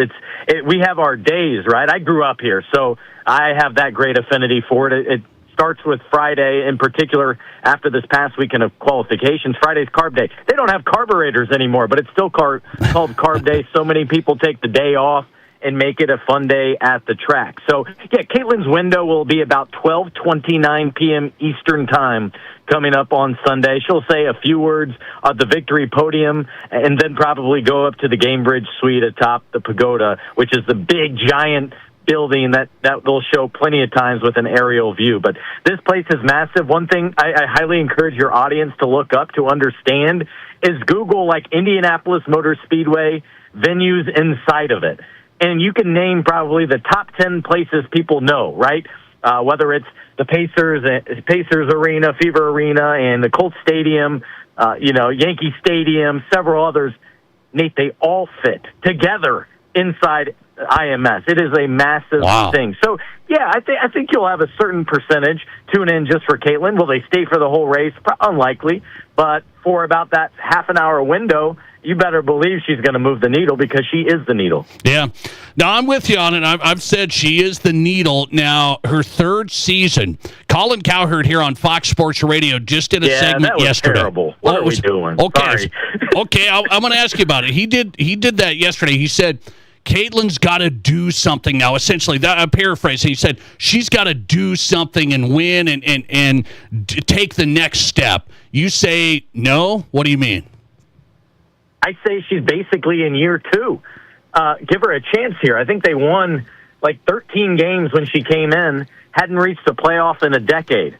Her first year, won over 20 games and reached the postseason. And they didn't get a home game, by the way, if you remember. Back then, before the Caitlin Clark experience, they were saving money, the league was. Why in the first round are we going to send you to both venues when usually one team dominates? Like, these are the economics that completely changed when she entered the league. And then last year, the team advanced. She didn't play, but that's a washout. We can't really judge. To me, the point here, Nate, is it is way too soon.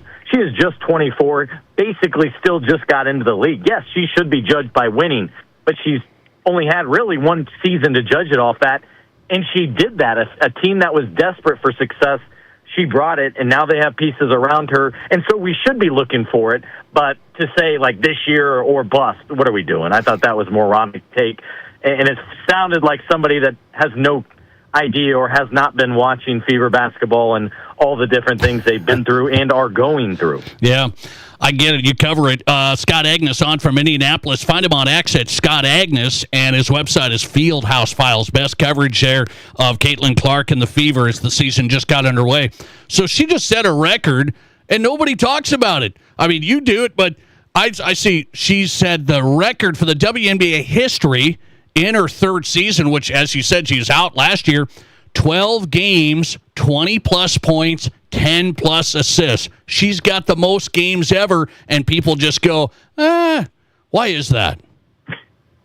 Because I'm not even sure how many records she's already set at this point in her WNBA career.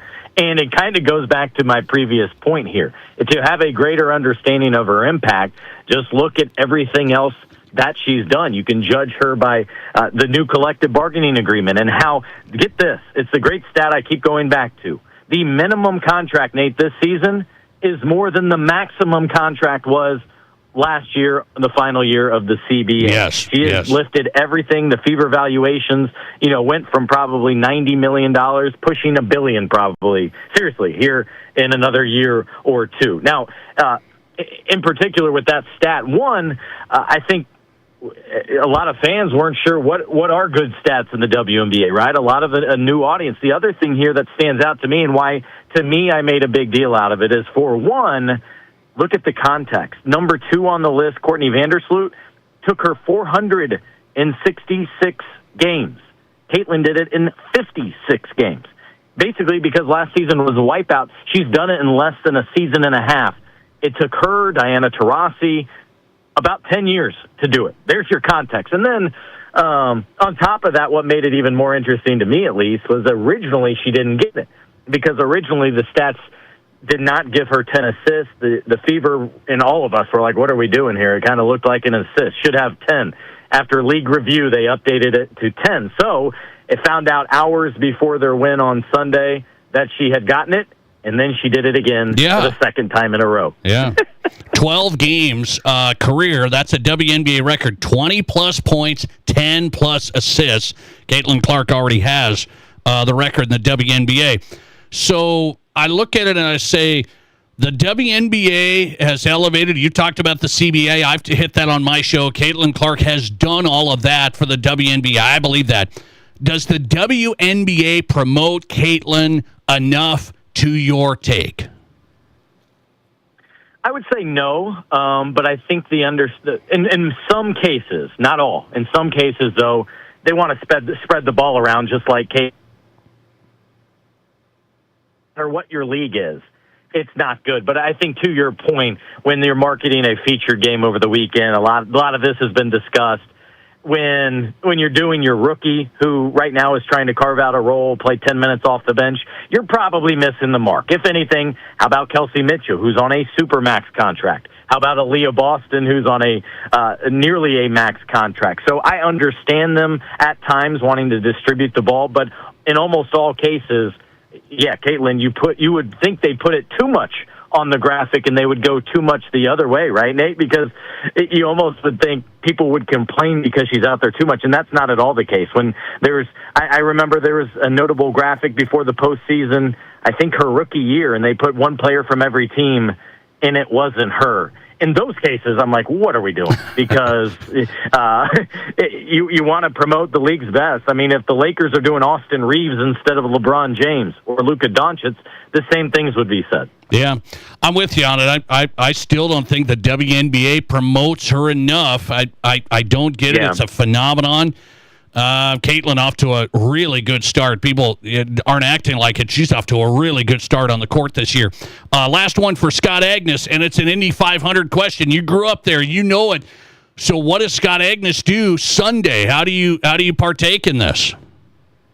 Yeah, so I'm fully credentialed out there and have been for the last 10 to 12 years. So normally it would either be attend the race or be at a backyard or cook out somewhere by a pool, grilling out or that type of thing. But I will be there, and now with Caitlin there and also a couple Pacers involved as grand marshals of a big parade that happens the day before, I'm sure they will be there. So I will be there writing, covering about that, and probably hanging out in the media room as well, enjoying the nice weather either way, because last year we had some rain. This year we might as well. Hopefully it stays away, though.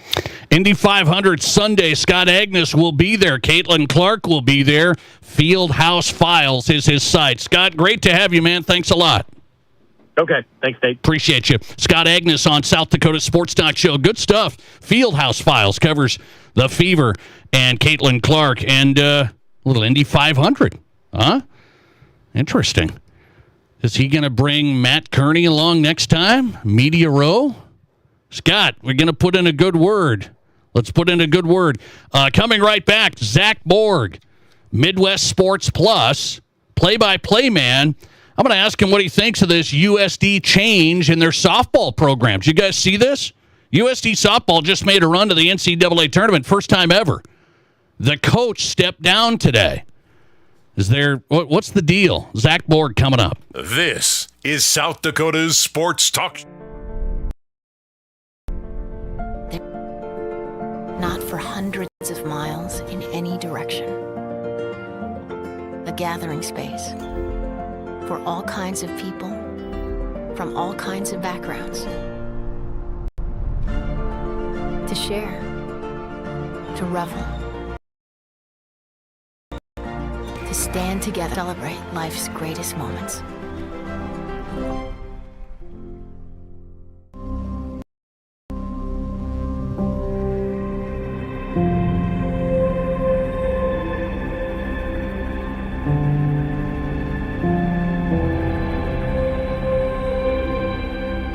We are number one, so you can always be their number one. Black Hills Surgical Hospital and Black Hills Orthopedic and Spine Center.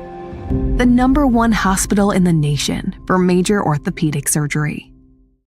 It's time for an upgrade, and don't spend a dime for 2 years. That's right, 0 zip zilch with no money down, no interest, and no payments for 24 months. That's May 2028. Say goodbye to drafts and outdated design, and hello to our acclaimed replacement windows and our stunning ensemble entry doors. Get energy-efficient windows and doors and beautiful upgrades with zero regrets. Call today or visit RBARapidCity.com to book your free estimate.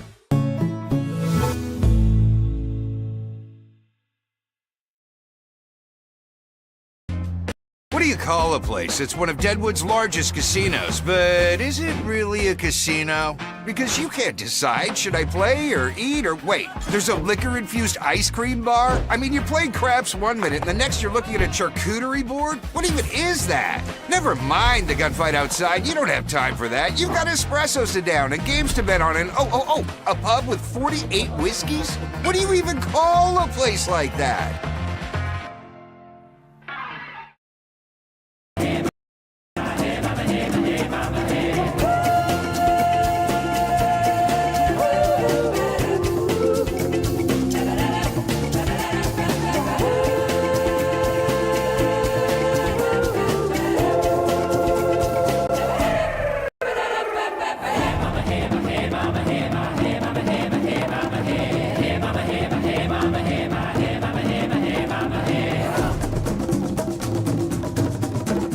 I didn't know anything about radon. I didn't know it's a gas you can't see or smell. I didn't know it's radioactive from decaying uranium deep underground. It can seep through cracks in your foundation and collect in your house. 1 in 15 homes have high levels, and you don't know if yours is one of them unless you have your home tested. And radon? Well, radon is the second leading cause of lung cancer in America. I wish I would have known that. Call Blackburn Foundation Repair for radon testing and mitigation. There are 1 billion credit card transactions around the world every day. That's 11,698 swipes a second. It's easy to forget that behind each one, there's a person, a family, a dream, a connection being made. The Black Hills Federal Credit Union Visa, for members who want to make the most of every transaction. To the Nate Brown Show on YouTube.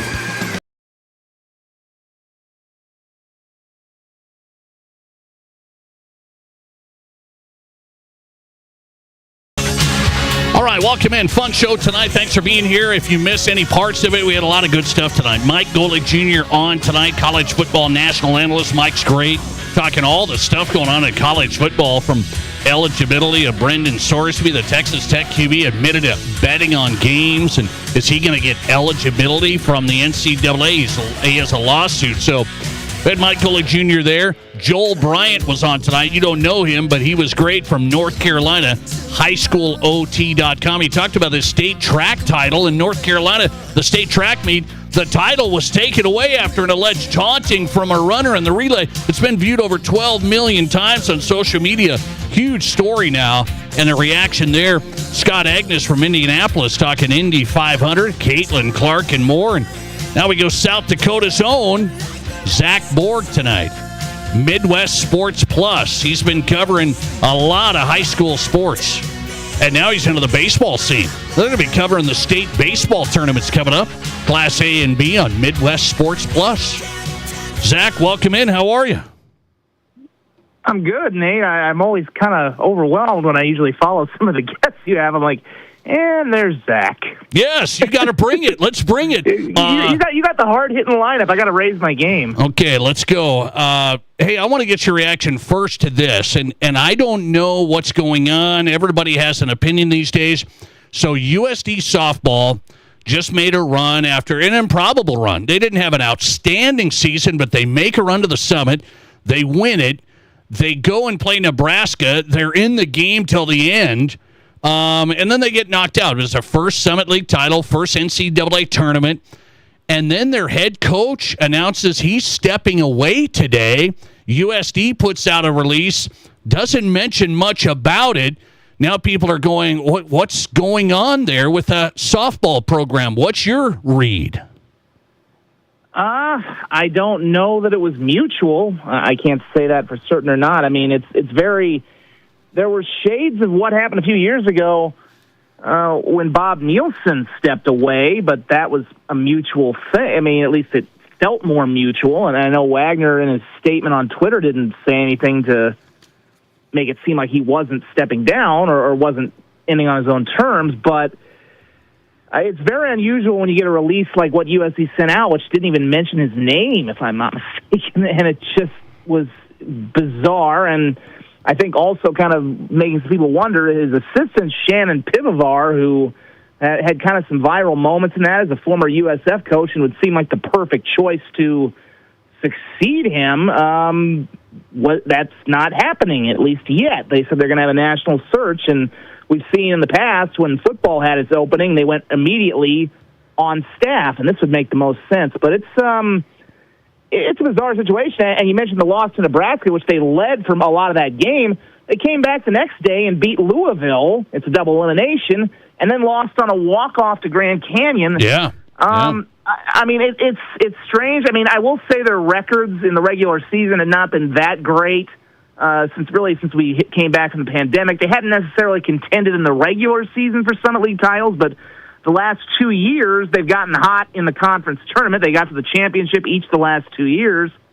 And really, kind of in college softball, that's all that matters. I mean, same with basketball, same with D1 hoops. You have to win your conference tournament. You're not probably going to get an at-large. We've seen it a little bit with volleyball and basketball, but more than likely it all comes down to that conference tournament. They played really well the last 2 years, and they parlayed it at the NCAA. So I don't know. I think it's an interesting move.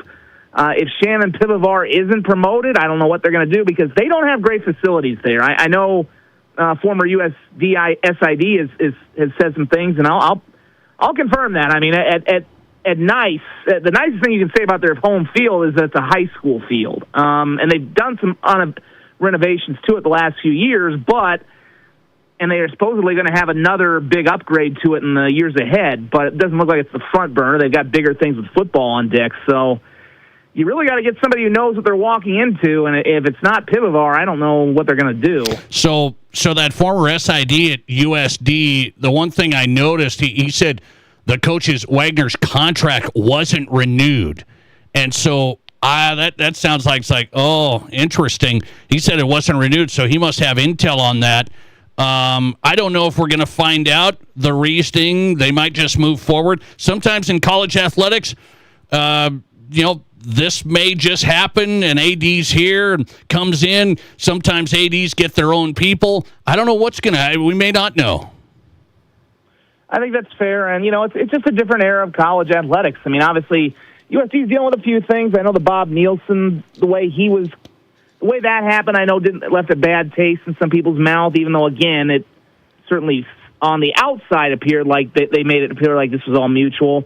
And another thing that's coming into focus too is Eric Peterson, their men's basketball head coach. He's going to enter the season without a contract. He's on the final year of his deal.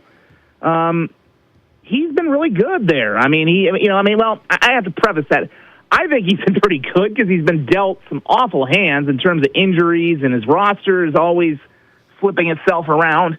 But, I think that one of the things, it's just such a different era of sports right now that I don't know. Like, I don't think you're going to see too many more coaches who are going to be around for 5 or 10 years. The way Wagner was, the way Aaron Johnson's been, even Leanne Williamson, their volleyball coach, or Lucky Huber, their track coach. I don't think there's such a pressure to win right now for these teams, and the money is such even for a non-revenue sport, it's such a hard thing to manage. It's going to be hard. It's a hard profession right now. USD softball makes the improbable run to the NCAA tournament. Exciting finish to the year, and their coach stepping away, and USD put a release out today. I guess we'll stay tuned on that. Very interesting. Coach Wagner's out. Zach Borg's on tonight, Midwest Sports Plus. Okay, here's a question of the day I had. And I want your read on this. Stampede hockey has been big in Sioux Falls. You've been there now covering it. They're in the Clark Cup, on the verge of maybe winning. They're up 2-0. Great crowds over the weekend at the Premier Center. Augie hockey has been on the scene. What if Augie hockey makes an NCAA tournament run? What hockey brand is bigger if they're both winning? It's a good question. For now, it's going to be the Stampede because they've been the established one. They've won championships. They may win another one this year. Junior hockey is, in a lot of cases, you've got kids who are going to be in college. Some of them are college players. It's kind of a weird mix between high school and college. But, and it helps for Augie. They don't play in a giant building. Their building is just right. I think it's about a little under 4,000 seats. it'll be interesting because Augustana, they're building a very good program. Obviously, their head coach, Garrett Raboin, we think he was courted by the University of Minnesota and actually turned them down to stay at Augustana. So they like what they're building. I think it isn't just if they make the NCAA tournament. I think they'd have to make a run, quite frankly. We saw this a few years ago with Nebraska-Omaha. They made a Frozen Four, and they kind of captured that town. Obviously, that Omaha's a little bit tougher to capture. But I think the nice thing with the Stampede and Augie, you want your junior hockey program to hopefully have a pretty decent relationship. I mean, if anything, you'd love to see them contribute a few players to the D1 program eventually, but I haven't really sensed that there's any kind of competition with them. They play in separate venues. A lot of them, most weeks it doesn't feel like they play at the same time, but in the times that I've seen them, and when I used to have to buzz between doing the nightly highlights for TV, it felt like there were good crowds. Is there two separate crowds? Is there two? Is it I'm an Augie hockey fan, I'm a Stampede hockey fan? Are they two separate? I don't think there's a separation. I mean, I'm sure there are some who are just Augustana University people, boosters, and maybe would go to the Stampede for fun. The hockey community is pretty closely knit around here. I mean, in this current Clark Cup final, they're in there playing a kid from Muskegon who has a kid from Pierre on it, and Carter Samuelson. And, as much as the Stampede people are booing, the Muskegon team, they kind of like to see what's going on with the kid from Pierre. So I think there's a lot of, I guess the word I would use is maybe cross-pollination, if I could use a little, since we are in the gardening season right now. I think people, I think people who go to an Augustana game are just as likely to go to a Stampede game. If you have season tickets for one, that probably makes the difference. But I don't think there's any kind of build-up against either one. I think if you're a hockey fan in this area, the moment Augustana came in, if you were a Stampede fan, you're probably pretty happy with that because it gave you more options. Are both programs, organizations having success? Are the Stampede healthy, and is Augie hockey, is that a success? I'd say Augie hockey's been a success. I mean, they're getting better each year. They made it to the second round of their conference, their version of a conference tournament, and they were very nearly an at-large team into the NCAA tournament, which is kind of hard to believe in just, a couple years. I mean, they basically, they kind of got shafted, in my opinion, and that's a different story about having to go on the road for their semifinals, but they could well be an NCAA tournament team next year. And the Stampede, they were the pioneers. They really came out here and made hockey a thing in Sioux Falls at the old arena originally, and of course you moved to the Premier Center. They've got that Wiener Dog night, which makes national headlines. They'll fill that place up with 11 or 12,000 and outdraw NHL teams. And I actually saw this playoff run. They've set a record for attendance in the USHL. But the winning has begun again, I think. And I've talked to some of the players during this. They're like, yeah, the Wiener Dog crowd is fun, and some of the special event crowds they get. But these playoff crowds have been a different level of atmosphere. They've been their most recent game 5 they had in that Western Final Series with Fargo to determine who would move on. It drew 6,000 people on a Tuesday night in Sioux Falls. We're still in school, and I think the numbers were something like 7,000 for the last couple of playoff games, and people are into it. Yeah, so I saw that. I think the playoffs have kind of renewed. I don't know what happened after the pandemic. They'd won the Clark Cup in 2019. They were on pace to make it again in 2020 before everything shut down in the world. Their coach left after that. They went through a couple of down years, but they hired the current coach, Ryan Crothers, a few years ago. They made a good playoff. They made the playoffs last year, got bounced early, and now they're doing this. It seems like they've kind of renewed. I don't want to say that people forgot it because they still drew decently well when they weren't great, but it seems like this has been a real renewal for the franchise and kind of reminded people just how special it is how special playoff hockey is, number one, and just kind of the bond that the community has when you see that many people showing up. And, they certainly want to close. I'm about to head to a send-off for them here, but they would rather close it out in Muskegon, obviously. They only need to win one more game, but if they have to come back in 2 weeks from tonight for a Game 5, that place, I would imagine, is going to have 7,000-8,000 in it. Stampede up 2-0 in the Clark Cup. They're on their way to Muskegon. That Game 3's Friday. Zach Borg's on tonight, Midwest Sports Plus. Hey, a quick one as I let you run. I had Jay Elson on yesterday. And you know Jay, I've known Jay, sports TV guy, Midcoast Sports, been with him a long time, USD, SDSU coverage. He talked about it. His full-time deal is done. Sounds like he's going to do games. He told me, hey, I'm not going to go anywhere there as long as they'll have me, and there's some opportunities that are out there. What does this say about the South Dakota? Where are we at sports media-wise? Midwest Sports Plus. This show's on there right now. The streaming side of this. Is the TV business a lot different? Yeah, I mean, the whole media landscape in South Dakota has just changed. Even in the 13 years I've been out here, but I know I've gone back and forth with Matt Zimmer about this, and we kind of are in agreement that, you go back to when the two programs which are now Division I in South Dakota and South Dakota State were Division II. You go back 30, 40 years when they were D2 programs, and this area had a third less population.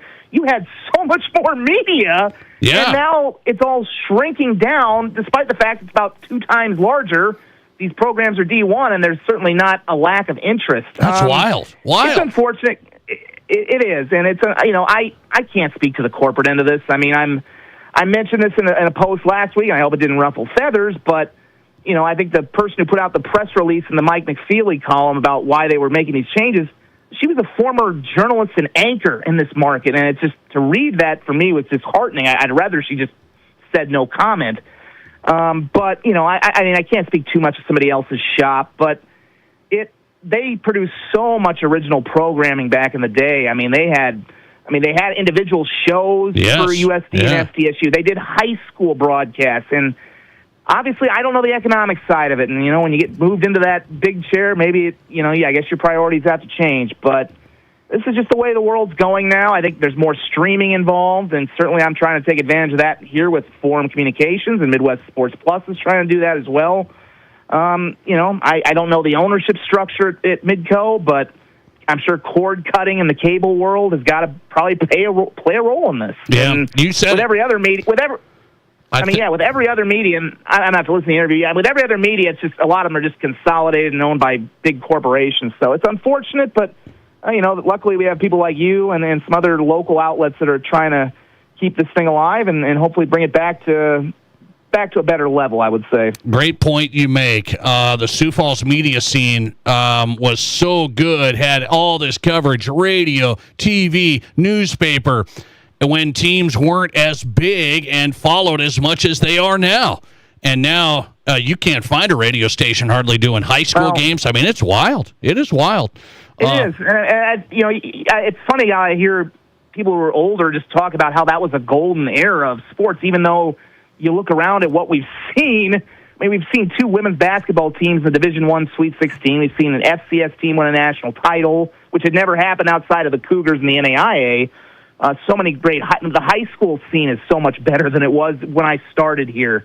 It's I see why people kind of call it the golden era, though, because you had so many more people covering it. Yeah, that it probably felt like this was, and then it felt like that. So.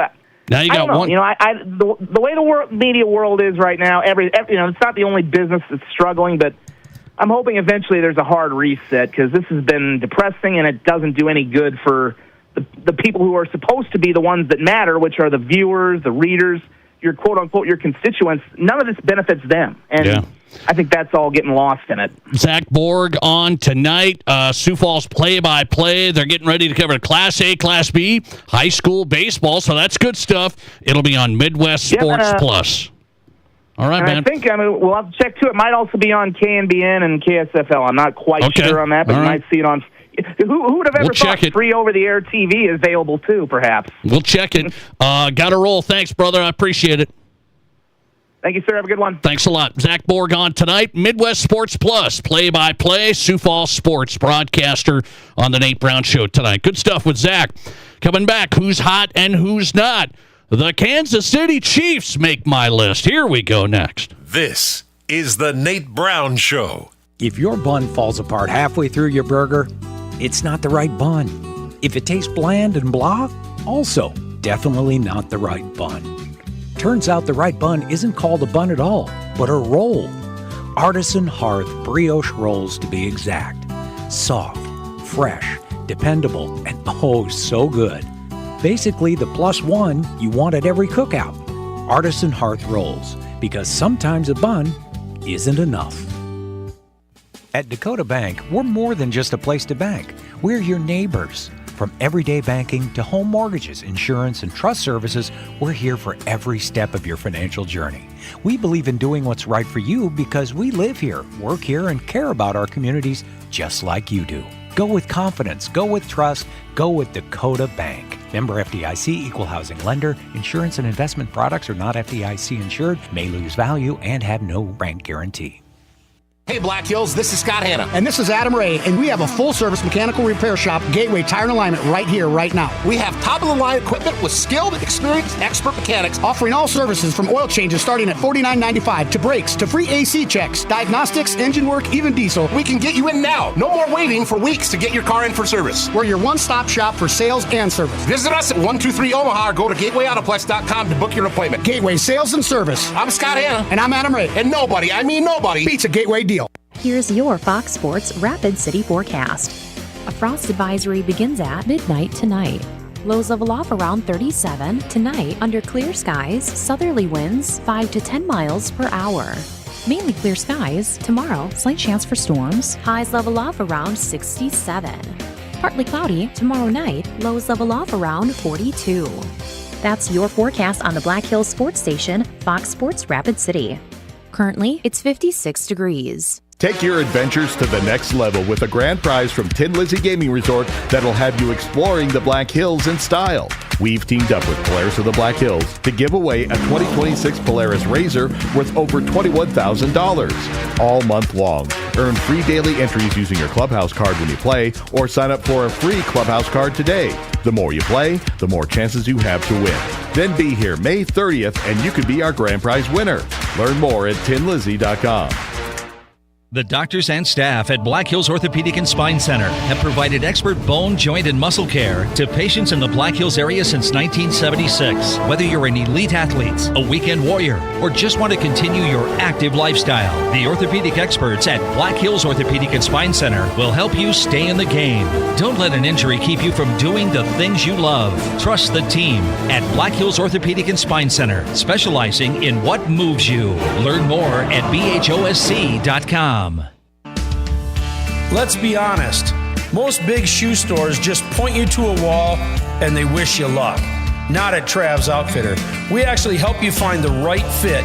From boots to athletics or casuals, no matter what you do, we'll help you find the right pair. Stop out to win Luke Bryan tickets, and you can find us in the old Kmart building.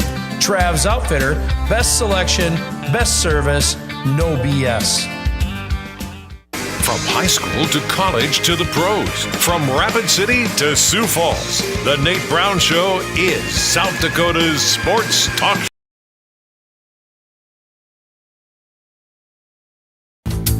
Welcome back in. Who's hot and who's not on the Nate Brown Show tonight, every night at this time, brought to you by the Pizza Ranch. Best buffet in town is located at East 10th Street, Sioux Falls. Stop by, location in Brandon as well. Two great East River locations. The Pizza Ranch, home of everyone's favorite buffet.